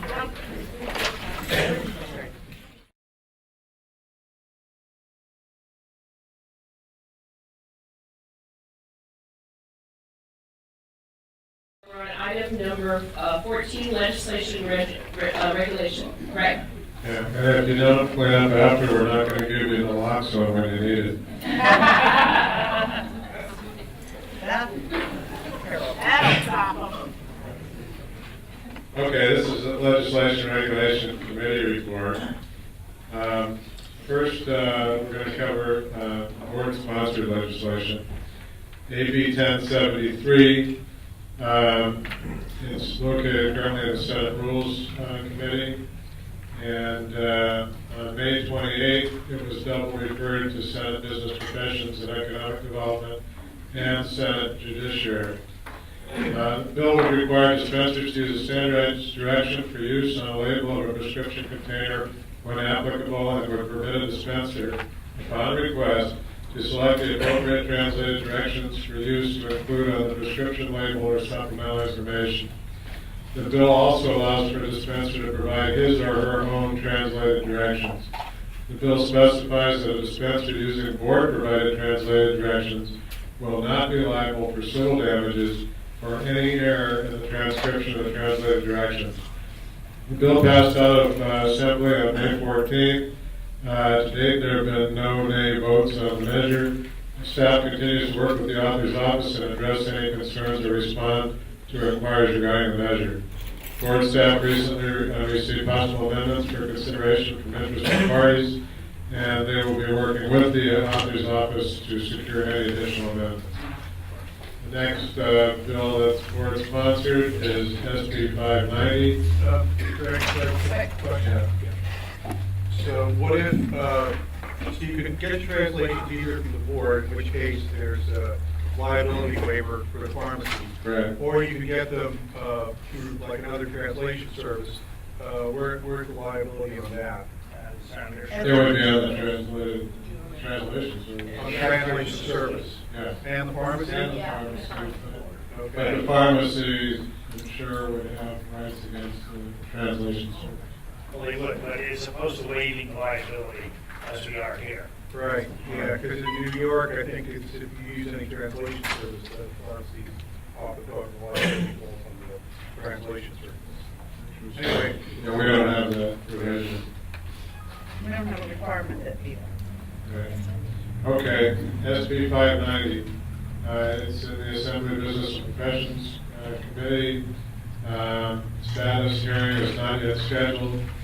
The measure would amend Business and Professions Code Section 4209 to streamline the application process for graduates from an ACBE accredited school or school of pharmacy recognized by the board for purposes of confirming completion of the required pharmacy practice experience requirements. The measure was amended April 22nd, 2015 to address some concerns from California Pharmacy Council. Thereafter, April 30th, the bill passed out of the Senate. To date, we have no nay votes, and staff continues to address concerns and respond to inquiries regarding the measure. Next one is SB 619, and I'm going to defer to Jenny, who's going to report on that. Oh, here's the microphone, imagine that. Our bill.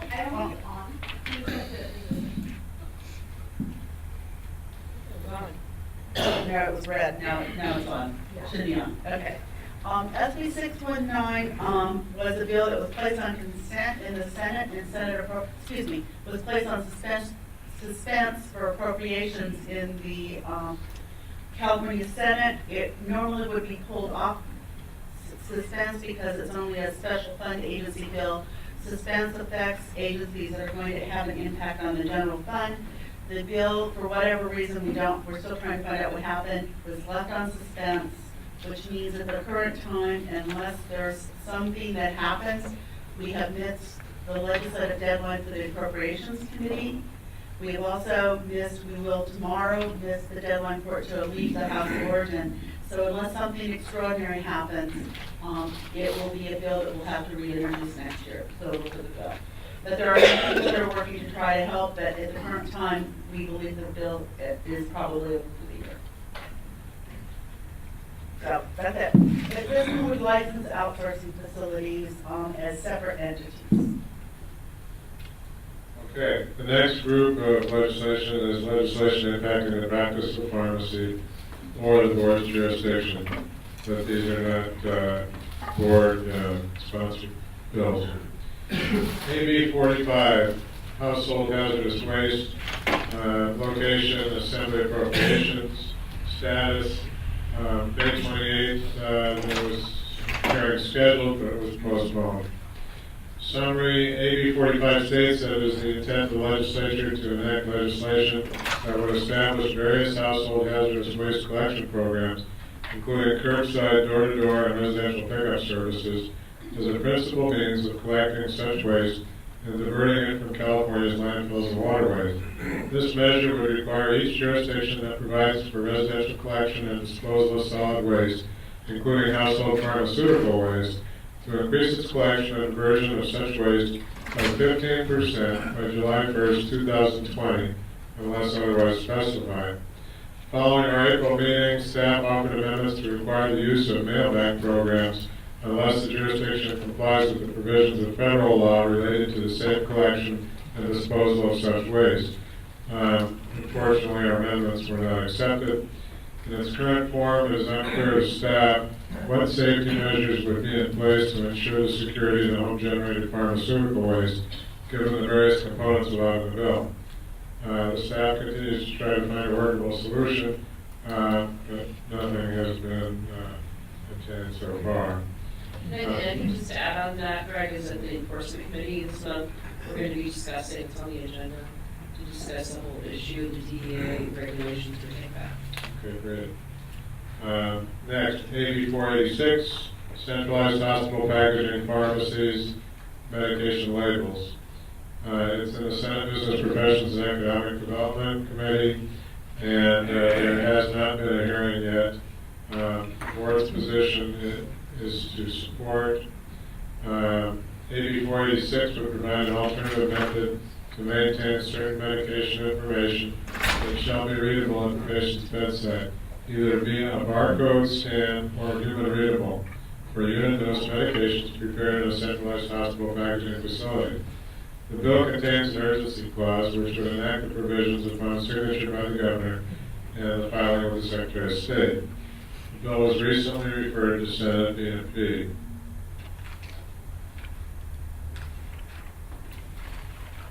AB 623, it's an assembly appropriate, well, actually it died in appropriations, and we opposed it, so the only reason to mention it is that the author's office did say that it's very likely they'll reintroduce something similar in the second half. What this bill would have required was requiring pharmacists to inform the patient receiving an opioid analgesic drug product on the proper storage and disposal of the drug.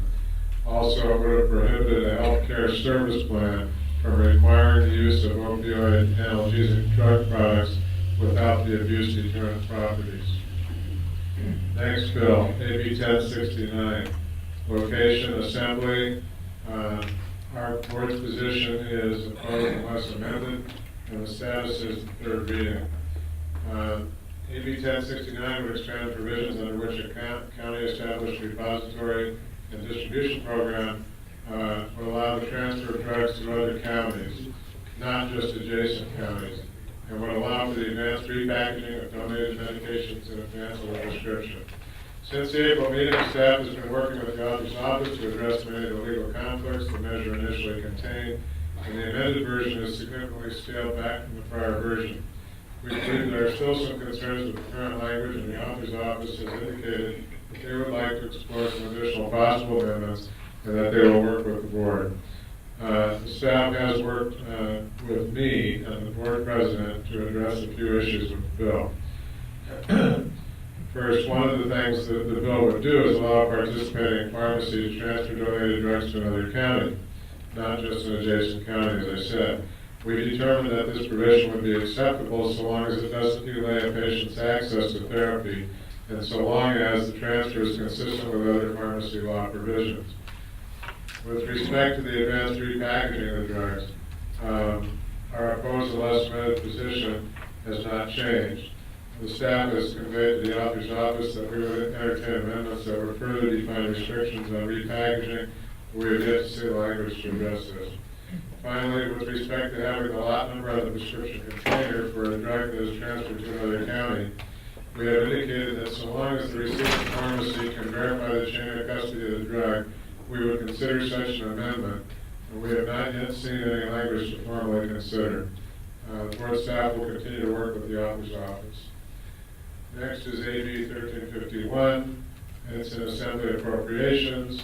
Board's position is to oppose. The bill passed out of the assembly on 5/28.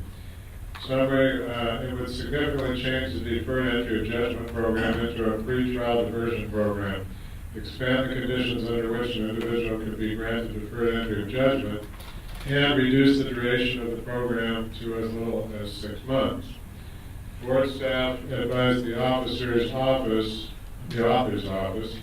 of our concerns with the measure and how it will significantly impact the board's ability to take appropriate action against an applicant or licensee that is granted the deferral.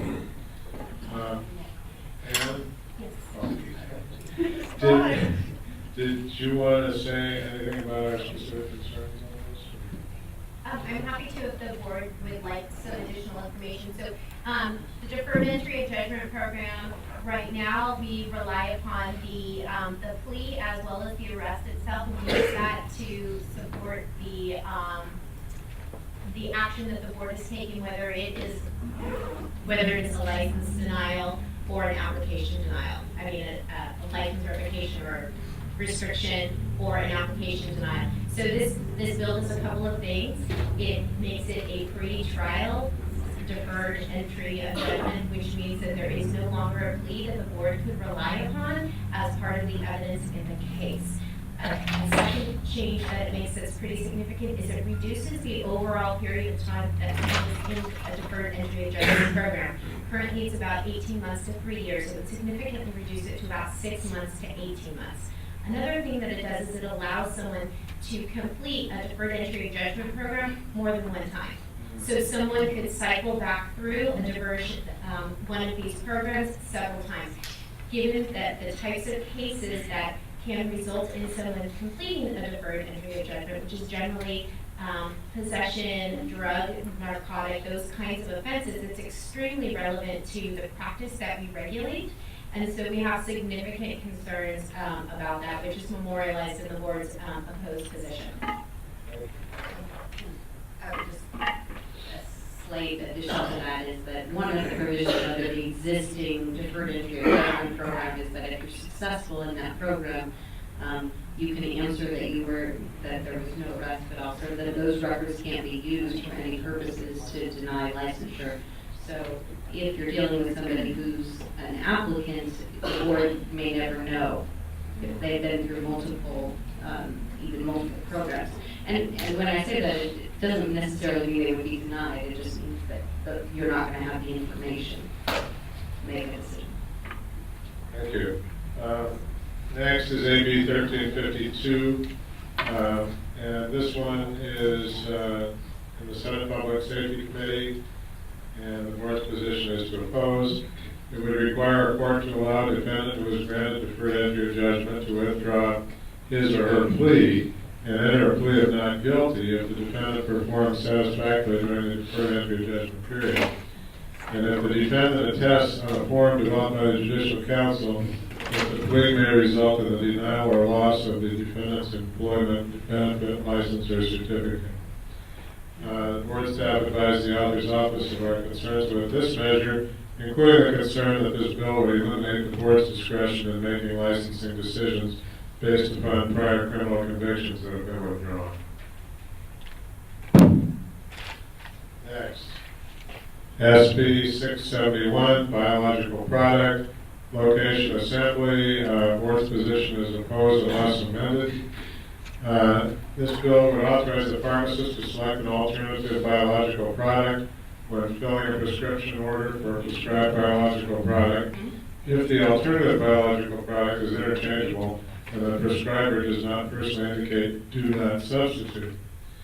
Following the April meeting, staff conveyed the board's position, requested that the pharmacist notification requirement be removed from the bill. Did you want to explain why we chose that? Sure. Jenny may be more familiar with this provision. But essentially the board during its April board meeting determined that they did not believe that the feedback back to the prescriber was necessary. Great. I thought he vetoed last year. Last year he vetoed this. Why did he come back again? Why did the proponents come back again? They worked on the bill federally, and they believe they've got a solution that they're pursuing, I believe, in pretty much all states, if not every state, to allow, once the FDA declares a biologic to be interchangeable, to allow a pharmacist to substitute if it's not, unless it says, just like the generic, do not substitute. But nonetheless, regardless of what you dispense, the provisions have to be reported from the pharmacy back to the prescribing physician. The part of the reason we opposed the bill before was we were concerned that all of that verbiage going back into the prescriber's office is going to make it more difficult for the prescribers to respond to things that really do require their attention, such as refill requests, therapeutic substitution requests, things along that line. And the concern is it will cause delays for patients to get their drugs from pharmacies because there's so much going in, whereas the pharmacy has to keep these records for 3 years. So should the prescriber want to know what was dispensed, it's a quick call the other way, as opposed to everything moving. So I have another meeting next week on the bill with the proponents of the bill, but I don't know. It seems that most states have enacted it. I'm not aware that any state has vetoed yet. Yeah, because that was the bill that the governor asked us, and we gave him the information, and he vetoed that time. So it seemed the same bill to me. Well, you may need to go see the governor again. And Greg, He already called Alberta troublemaker one. you're providing us an update on what we've already voted on? Yes. Correct? Correct. These are not requiring us to do anything with them. Legislation impacting board operations, location, this is AB 12, and it's in the Assembly, its third reading file. On May 28th, it passed out of appropriations, and the board did not previously discuss this measure. This would require state agencies and departments to review, adopt, amend, or repeal any application regulations that are duplicative, overlapping, inconsistent, or out of date by January 1, 2018. This measure also established notice and reporting requirements. How would this impact us, Andrew? Yeah, so the bill analysis that's provided, I believe, indicates that we anticipated there would definitely be some workload challenges in meeting the deadline that is provided for in the bill. We have a number of regulations that would require us to review all of them, determine whether or not any of them overlap, are duplicative and everything else, and then promulgate the regulation to remediate all of that. And it only gives us a 2-year time period. So that would be very resource intensive, as well as meeting the time frame provided in the measure is very aggressive. And the board could potentially run the risk of not meeting the deadline. Rulemakings are very complicated, as we all know, and that poses a risk to the board. It should probably be a long-term project, and eventually the benefits are there. And currently, when you do a rulemaking, there are certain criteria that the Office of Administrative Law evaluates when you're pursuing a regulation. And one of the things that they're looking for is whether or not it's consistent with the existing law and whether or not it's duplicative. And so really the administrative process right now kind of has an inherent review. How this differs is that this is evaluated all of them at one time instead of it on each individual. And I also think that it had a provision that required that you have to provide a report as an emergency reg, though, that maybe that has to come out. Greg, did the committee discuss this and have a recommendation? We did not. This is the first time the board, has not been a committee meeting since the last Right. board meeting, so this is the first time it's been discussed. So do we need to take a position on this? Well, it sounds like there's a lot of concern here, and therefore we would want to take an opposed position. Is that a motion? I'll make the motion. Okay. Yeah, you have to because the committee did. AB 12. Any other, is there a second on that motion? I'll second it, but I have a question. Go ahead. So it says suspense file, so does that mean It may be dead. okay, but we should still take a position? Yeah, we don't have to convey it. If Bill's dead, we won't convey the position. Okay, so we have a motion and we have a second. Any board comments? Public comments? Okay, all those, I just have a quick comment. The other thing is that a lot of state agencies don't have the ability to go through sunset review every 4 years like we do, and I would argue that part of our sunset review requires us to take a look at our requirements to identify updated terms. So in the event that we haven't already done that, the every 4-year cycle where we have to go through sunset review pretty much triggers us to take a look at what do you need to change in order to make your law more viable and more consumer oriented. And so I argue that we have to do that anyway. So that would be the basis for our opposition. Yeah, justified. Yeah. Okay. All right, all in favor?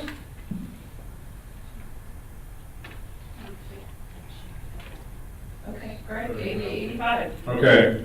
AB 85, this is the Assembly third reading file passed out of Assembly Appropriations on May 28th. Board took an opposed position on this. According to the author, this measure is intended to clarify language within the Bagley-Keene Open Meeting Act by stating that when an advisory board, advisory commission, advisory committee, advisory subcommittee, or similar multi-member advisory body is acting in an official capacity of a state body, the entity, regardless of the committee's size, is subject to the Open Meeting Act. Following the April meeting, board staff advised the author's office of our position, which was to oppose, as well as the reason. The author asked staff for input or technical changes to address the board's concerns, but ideas and options offered by staff were not accepted. The author's office has indicated a willingness to address the board's concerns, but a solution has not yet been identified. Next is AB 1060, and that's located in the Senate Business Professions Economic Development Committee. Status is it's awaiting a hearing date, and the board's position is opposed. The measure would require the board to advise an ex-licensee with certain information pertaining to rehabilitation, reinstatement, or reduction of penalty by first-class mail and by email if the board has an email address on file for the ex-licensee. Following the April meeting, board staff advised the author's office of our concerns. The author's office indicated it is working on possible amendments that may address the board's concerns. Staff will continue to work with the author's office and offer technical changes that may address the board's concerns. And our board's concerns are? Part of it is a system limitation. There's currently no way to manage the email address, so the mandate is a little bit problematic. And then there's been a little bit of ambiguity with respect to the email address piece specifically, and whether or not it's the last known email address, any email addresses. So we have tried to reach clarification on that as well. Okay, SB 467, this is on the Senate floor, third Senate reading file. Board has not taken a position and has not previously discussed this measure. The bill would require a pro rata assessed by the Department of Consumer Affairs to be approved by the legislature, would require the Attorney General to submit an annual report on various workload measures, and would direct the Director of DCA to work with Healing Arts Boards to standardize the referral of complaints consistent with a memo issued under a prior DCA director. As I said, we don't currently have a measure on this, and I'm going to ask if we don't have a position on it.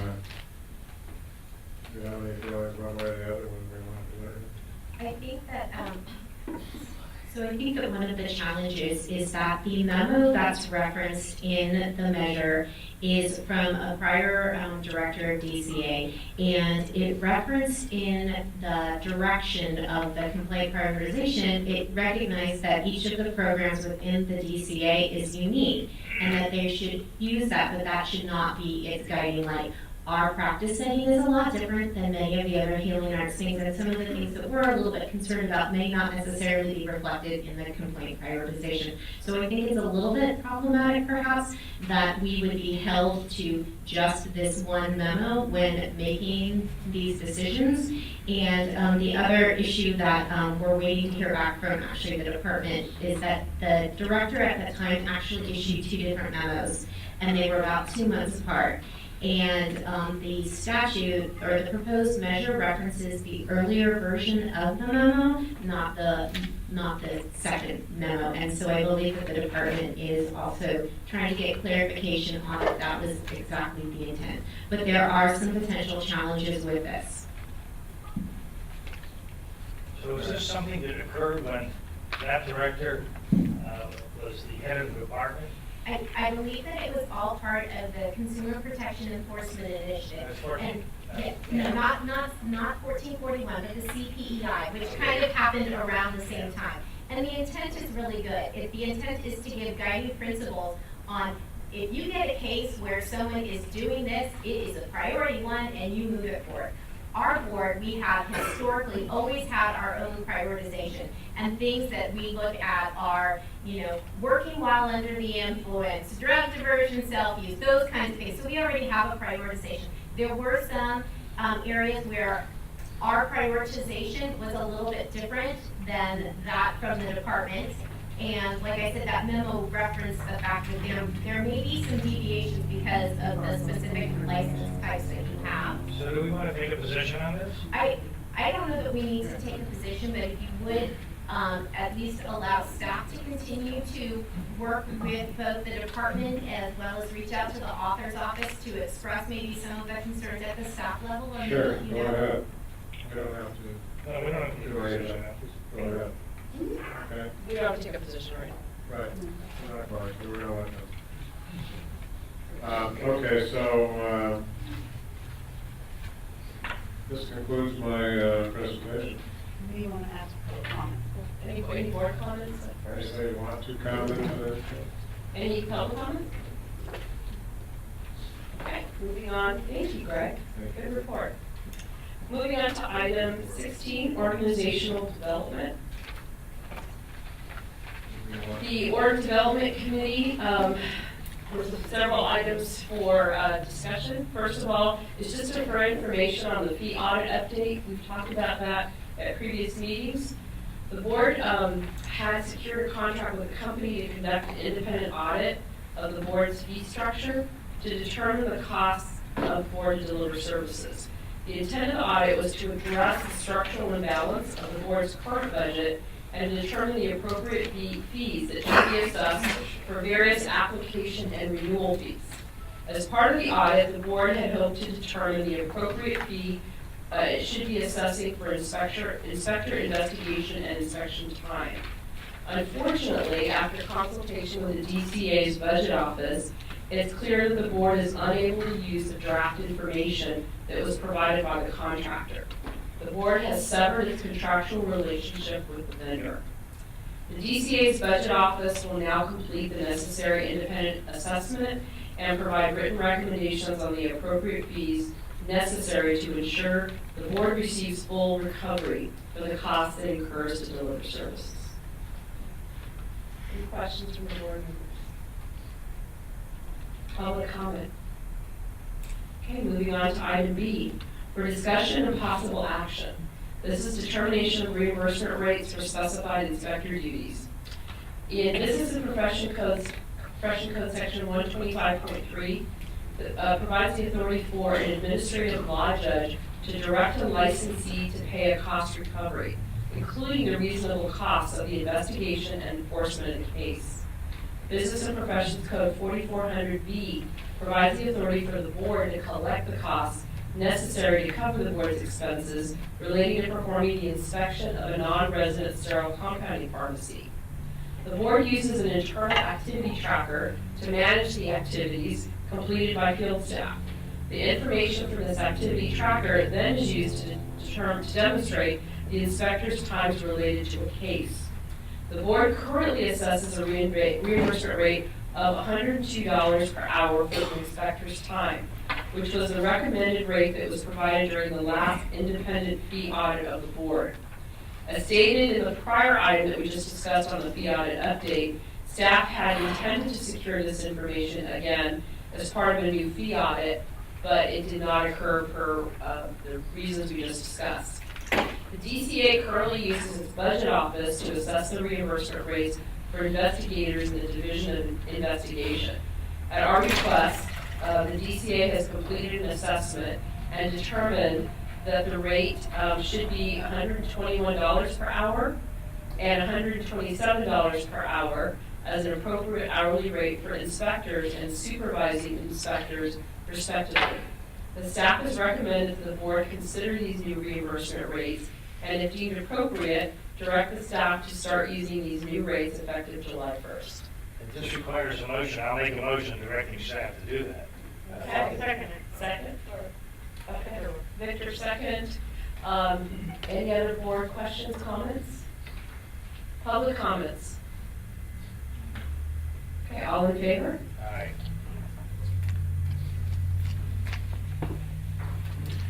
Okay, item C for discussion and possible action. Over on May 27th and 28th, the board inspectors, as well as pharmacists employed by the Department of Public Health, received 2 days of intensive sterile compounding training. This was a follow-up from the sterile compounding training that occurred with Critical Point last year. This was a follow-up 2-day training. Alan, Shad, and I were both there. It was very well done. I mean, I could tell just from my view of what was occurring and the questions that were being asked. The way that the training was conducted was there was a way for questions to be asked, and the audience would use polling devices, and you could tell that the inspectors actually were a lot more knowledgeable, I thought, than last year. So I think they're getting there. It's the training has come to enlighten them, and they were asking some very pointed questions that I thought was great. So is it like a repeat or a refresher? It actually goes a little bit more in depth, because the last time is, because some of the inspectors did not really have any sterile compounding experience. So it's more of the basics. This time they went into more of what, and we also went over what USB 800 is coming up. So that's a new regulation that should be out, I think it's in 2016.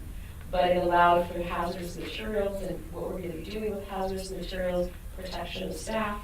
So there was a lot of discussion and a lot of good questions. The inspectors I found were asking questions such as, I saw this, what should I do?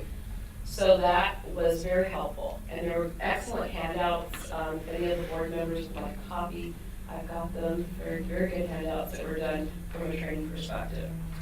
So as we also had the California Department of Public Health inspectors there, which I think was also very positive because we're on the same page with the training that's being provided to both agencies.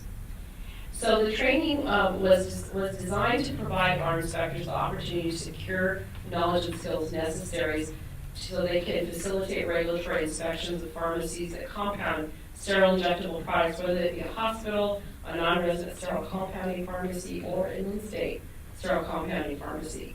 The training meets the requirement for continuing education coursework established in California Code of Regulations, Section 1732.3. So the board staff is requesting board consideration and, if deemed appropriate, awarding 14 hours of continuing education to the board inspectors and the California Department of Public Health pharmacists that attended this training. Well, I'll make that motion. Another question, sorry. Yes. Sorry. This inspector and pharmacist is a paid employee, so is this part of their job duties? We have paid to do that kind of training. This just needs to be consistent. I mean, the idea is good. This is like the board members. We got paid to be here. I will get CE credit hours for attending board meeting. I mean, the people here, you come on your own, you got 6,000 CEs. But so the employee are paid to go and get the training. I mean, I just have a little question whether they should get the CE credit to be consistent with everything else. It's an important consideration. However, under the contract we have with the union, that we have to pay them when they take CE anywhere. So that they're maintaining their skills and their educational knowledge in order to do the duties we need them to do. So the union expects us to cover that anyway, up to a certain point.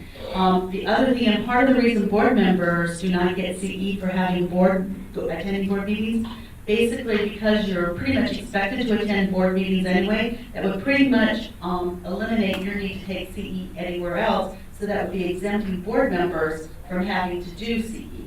So that is to change, to make board members get paid for attending CE, that would be okay. You're getting paid a whopping $100 a day to go to the board meeting. But I guess then to what you just said, we had 2 board members here, but could they not also get CE or? No, they're not getting CE for this. We're not requesting CE. The motion was crafted specifically for Board of Pharmacy inspectors and Department of Public Health pharmaceutical consultants. I'm asking a question now. Yeah. So no, specifically in Amy's case, she's asked not be included. Okay, but I mean, is there a reason she couldn't be, or Alan if they wanted to be? That would be up to the board to make a decision whether or not that would be okay or appropriate. In this case, she's not in a position where she has to vote on something that's in her own I'm just self-interest. asking. There'd be no reason she couldn't, right. So, I mean, should we allow Alan to make that same decision? It's up to the board, whatever you believe is fair. I mean, I would be happy to say award the 14 hours to all pharmacists that are there, and then it'd be up to the pharmacists, basically Amy or Alan, to decide if they wanted to. The only concern is I don't want to set a precedence for what the comments that Victor stated. That if we aren't getting, there is board, there actually is CE provided to the audience and we're not getting it for board meetings, what's the difference if it's going to a training? I mean, I thought it was very educational, I got a lot out of it, but I got plenty of CE, I didn't really need to do that, but yes. But it's a different case for Amy and Alan because they are not paid employees to attend the class. I mean, but if the board have to pay, the union dictate that if this employee, we have to pay them for CE anyway, so I'm okay with that. But other than that, I would have a question about being consistent. So the you and Alan exempt because you don't get paid to attend the CE, so I have no problem that getting you guys to CE on that. I mean, I think it's above and beyond the board responsibility. It clearly is.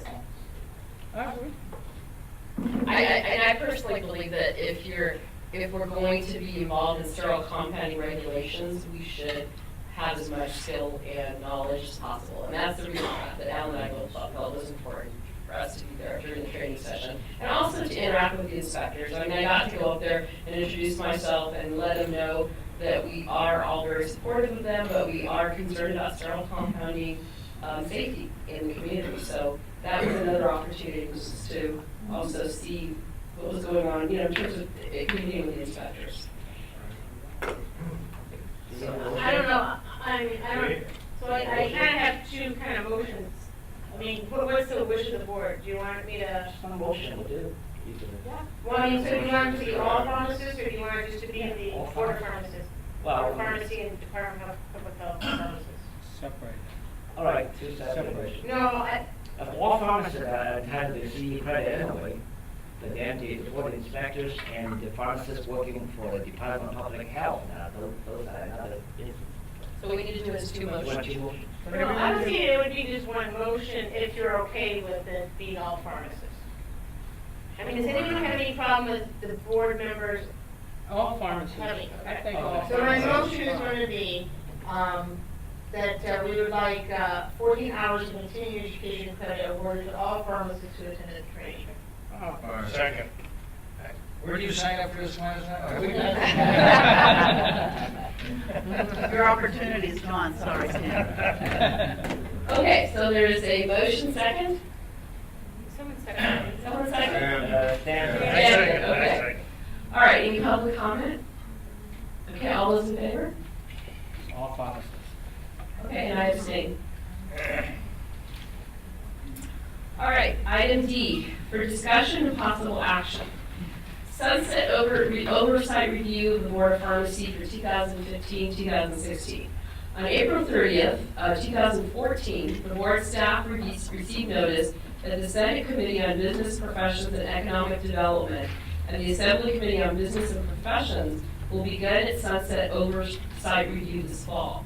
As part of the review process, the board staff will prepare a report that addresses 13 specific content areas requested by the committee, and the report is due December 1st of this year. Historically, the development of the report has been a significant undertaking by the board staff. Because of the due date, the board staff would request board consideration to delegate review of the report to either an ad hoc committee of the board or to the board's organizational development committee. The committee would review the draft and provide general direction to staff as necessary. The final report will be provided to the board during the January 2016 meeting. So I think the request is to allow either an ad hoc committee. My preference is just to use the org development committee since we've already have it in place, and so it would be Debbie and I working on this org development. I've already talked to Greg to actually help us out from a public member standpoint. So, any discussion, any recommendations, are you guys okay with that? Yes. Okay.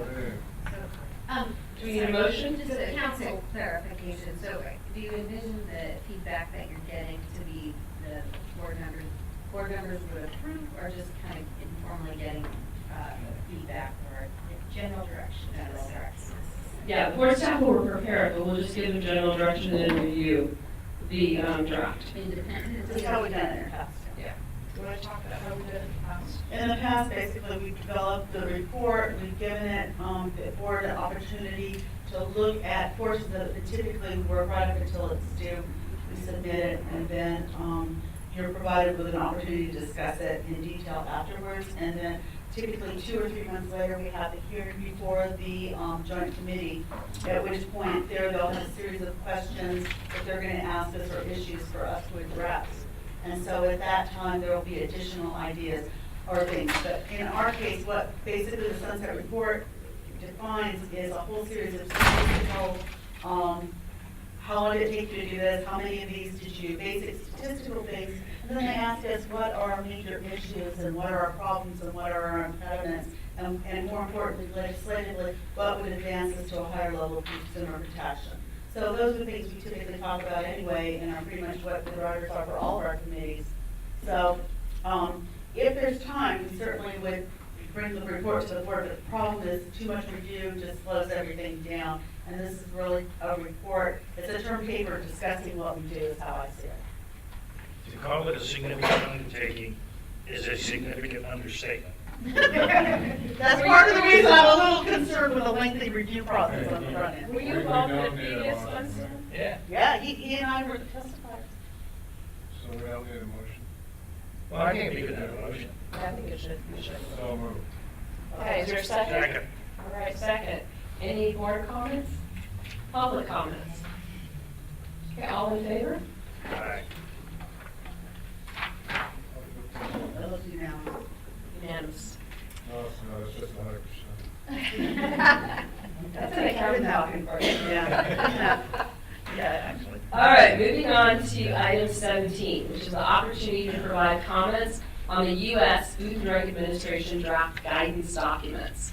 The FDA recently released 5 guidance documents on the various aspects of sterile compounding by pharmacies and the production of medication by outsourcing facilities. Comments were submitted by the board under the 3 categories and provided under previous President Weiser's signature. The first one is draft guidance for entities considering whether to register as outsourcing facilities under Section 503D of the Federal Food and Drug Cosmetic Act. This guidance states that entities that register with the FDA as outsourcing facilities will be regulated as such according to current good manufacturing requirements, also known as CGMP, for all products they produce or compound. The federal law allows outsourcing facilities to be sterile compounding pharmacies as well. There are currently 50 FDA-registered outsourcing facilities, including one in Switzerland. So I don't know, which inspector are we going to send out there? I'm doing that one. I know. I figured there'd be no lack of inspectors available to do that one. Actually, they would not qualify. I think I did a public numbering all over. There you go. That was Some my of fault. it's too. Yeah, it's sweet too. Sweet tooth. The outsourcing guidance states that if a facility does not intend to compound all of your drugs under CGMP, then the facility should not be registered as an outsourcing facility. Additionally, if the facility must be engaged in the production of compounding sterile human drugs, so it's human drugs. I know we had some comments before regarding veterinarian, but this is only human drugs. Does not repackage drugs, does not produce biologic drugs, and does not produce animal drugs. The board's comments on this guidance are provided in attachment 1, and a copy of the draft guidance document follows the board's comments. Any board comments, questions? And thanks, Stan, for getting that done and sending it off. It's dated May 15th. Any public comment? Okay, moving on to item B, draft guidance for industry. Adverse event reporting for outsourcing facilities under Section 503B of the Federal Food, Drug, and Cosmetic Act. This guidance provides that outsourcing facilities are required to report adverse drug events to the FDA within 15 days. Specifically, all serious, unexpected adverse drug experiences associated with the use of compounded prescription drug products must be reported to the FDA. And the FDA strongly recommends, and strongly recommends is in quotes, that outsourcing facilities report all serious adverse drug experiences generally. The guidance lists 4 elements for the investigation to include the patient, the reporter, the suspect drug, and the serious adverse event. It then describes specific details about each element that should be included in the report. Regarding the board's outsourcing facility legislative proposal, the 15-day reporting report for adverse events is longer than the 12-hour requirement in existing California law for compounding pharmacies to report to the board any drug recall. And we are currently negotiating this amendment, but if we don't have a legislation, how are we going to negotiate this? Well, what'll happen is we provided comments already. We said 15 days to advise the FDA about this, and another 15 days to investigate. It means it's waiting 30 days. We said that is way too long for a serious problem with medication that could affect thousands of individuals. And so we urged them to go to 24-hour or no longer than 72 hours in our comments. We also, let's see. But right now, in light of this, they still need to abide by the California law. Which is 12 hours. All right, any board comments? Public comments? Okay, item C, draft memorandum of understanding between the state and the U.S. FDA addressing certain distributions of compounded human drug products.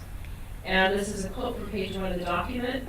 This is an MOU that establishes an agreement between the state and the FDA regarding the distribution of inordinate amounts of compounded human drug products interstate and the appropriate investigation by the state of complaints relating to compounded human drug products distributed outside the state. The MOU is provided for by Section 503AB 3BI of the Federal Food, Drug, and Cosmetic Act, and does not apply to drugs that are compounded by registered outsourcing facilities.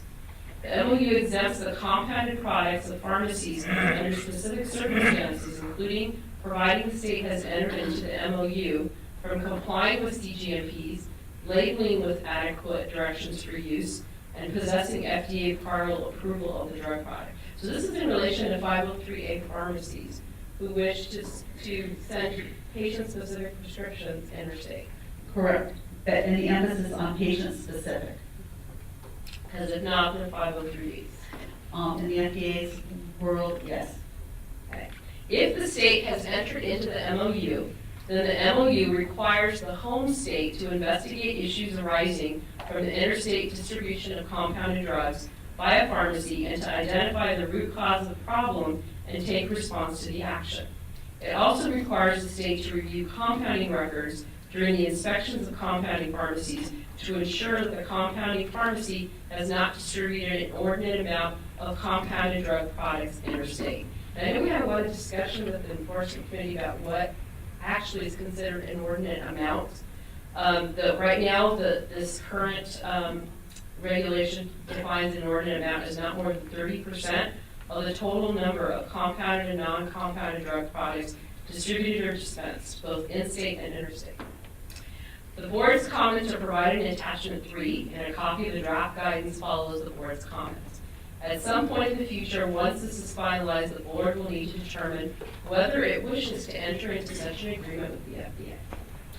If you read our comments, you'll see they're relatively negative toward the MOU, that it's a one-sided deal for the state, that the 30% is arbitrary. They're silent on the veterinary products, and so do the veterinary products count as that 30%, and we're real troubled by this.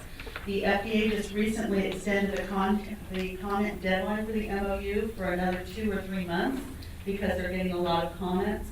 I'm not aware that any other state is warmly embracing the MOU at this stage, but there may be some. It says the fines and inordinate is not more than 30%? Right. Not more than 30%, but the veterinary products would not be included in that. So with the vet products, they can't do 503B because that's only for human products. So if you've got a vet pharmacy that's located in Texas and is shipping, just very specialized, they can only ship out 30% of their total products.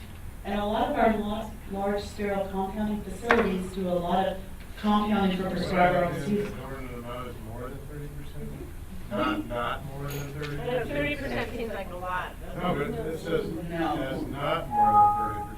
I thought it is more than 30%. No, it's capped at 30%.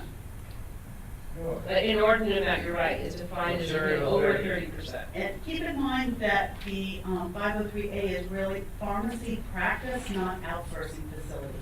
And the FDA views pharmacy practice still kind of at the state level. It doesn't cross state lines, which is why you're looking at probably a 30% out of across state lines. The MOU is going to be negotiated with the state. It's going to have to be a negotiation between the state and the FDA, right? It's going to be a single set of terms that states are either going to be in on or not in on. And they're still in the process of developing those terms. And they've gotten a lot of comment without a signed agreement. If a pharmacy produces more than 5% of drugs that go across state lines, then they could be called, I guess, an outsourcer or manufacturer, in which case then they'd have even more stringent requirements. But if you read the MOU, it places all the requirements on the state to do everything. There's very little commitment on the feds, and it's relatively a bad deal, I think, for the states. I mean, we're going to do this kind of stuff anyway, and we would call it FDA before we went out to see a very large compounder where we had problems, especially if it was shipping across state lines, because once it leaves the state, in all reality, it becomes the FDA's problem one way or the other, because we can't really reach into other states if it's been shipped to a patient there or something. So it's going to be an interesting process. And it'll also require the home state to investigate. No, that's it. It's all on us. The investigation's on us. And we have to tell the FDA what we found, but there's no reciprocal relationship there for them to tell us when they are investigating somebody. Okay, any board comments? Public comments? I knew that would bring somebody up here. I'll relinquish the control to do this. Thank you, Laura. Thank you, Stephen Gray from Kaiser Permanente. One of the things I'd like the board to consider as they go forward with this, and there will certainly be more discussion with the FDA and the states, and I agree with Executive Officer Harold in that it seems like it's going to be an all or nothing. You're going to sign there's really no negotiation going on unless we combine with the other states and as a block negotiate. And so that's why, participation with the MABP and the member of the MABP, which are the boards of pharmacy, we may be able to negotiate better terms if we all do it together. And so there is a meeting coming up for the 6th, 7th, and 8th districts in September in Lake Tahoe. And I know there are a lot of states, especially some of the rural states, that are concerned about this. For example, the area of specialty drugs. A lot of specialty drugs are produced in one pharmacy and are shipped over. It's simply because the ability to handle appropriately those specialty drugs is an extra specialty of pharmacy in itself. And so some states are very concerned because they don't even have specialty pharmacies in some states. And if other states are prohibited because of shipping them in, or they say, I'm not going to ship to that state because shipping to XYZ state would put me over the 30%, there may be a serious problem there. And I think what the board has said in the past is that when it comes to special skills, knowledges, and abilities, it's better to concentrate those so that people, pharmacists and facilities and equipment that are really designed to handle specialty type compounding would in fact be concentrated in those pharmacies instead of trying to get a few pharmacies all over to handle those drugs. So I think the 30% rule could be a very arbitrary, very problematic one for specialty drugs that require special pharmacist knowledge and ability, special facilities, and special equipment. So keep that in mind. Thanks. Thank you. Any other public comment? Okay, moving on to item D, guidance for industry. Repackaging of human drug products by pharmacies and outsourcing facilities. The board has not yet submitted comments on this specific guidance document, but the staff intend to provide comments on the guidance document before the July board meeting. And attachment 4 contains this specific guidance document. And just an excerpt from page 3 of the guidance. When a drug is prepackaged, its characteristics may change in ways that may not have been evaluated during the FDA approval process, and this could affect the safety and efficacy of the drug product. Improper repackaging of drug products can cause serious adverse events. Of particular concern is repackaging of sterile drug products, which could be susceptible to contamination and degradation. For example, the failure to properly manipulate sterile drug products under appropriate aseptic conditions can introduce contaminants that could cause patient injury or death. Repackaging practices that conflict with approved product labeling could result in drug product degradation and adverse effects associated with impurities in the product or lack of efficacy because the active drug has deteriorated. The drugs that are repackaged are not regulated by the FDA under provisions dealing with pharmacies or outsourcing facilities. The guidance states that the FDA does not intend to take action for certain violations of federal requirements for entities that repackage drugs, provided, number 1, the facility is licensed by a state as a pharmacy or holds an outsourcing facility license. 2, if the repackaging occurs in a pharmacy or federal institution only, after receipt of a patient-specific prescription or written chart order, or repackaged in advance of receipt of a patient-specific order based on previous demand for a previous consecutive 14-day period. There's just I'm not going to go through all of them, it's all through 10. And we're going to be receiving some input from staff, Jenny, on the response to this guidance. Yes, we initially did the top 3, which were the 3 that we did provide comments on. It turns out that the FDA actually was giving people 120 days, not 90, to provide comments. So we have another 30 days. And from some of the comments that I heard that were voiced by other agencies, I think that this particular guidance we also ought to provide comments on because of the importance of it. So in the next couple of weeks, we will be preparing a letter for your signature to send on the repackaging part. Does that involve like some of our sterile repackaging, centralized sterile repackaging facilities? No, not so much for those, because those are no, they're not even, well, they are 503, but they're located within a single hospital, so we just see it as a super big hospital where they have centralized packaging facility. This would be where entities are repackaging and shipping it to other locations where they aren't under common ownership. All right, thank you. Any board comments? How soon do they reply you after you send the How's response? This is a one-way door where you throw it into, it's like an inbox. You throw it in the inbox, and whether it comes out of the inbox or anything happens to it, you don't know. You know that they're going to read it. They put the comments online, so you can see what other people have commented, but they don't provide direction back. I think once, in relation to some of the e-category stuff, we get a phone call every once in a while if we provided a comment, but generally you don't hear back. Does this go to the sterile compound committee that the FDA has put together to review? It could. It could, yeah. All right, well, that's it for the agenda. We already had closed session earlier today, so meeting is adjourned. Thank you.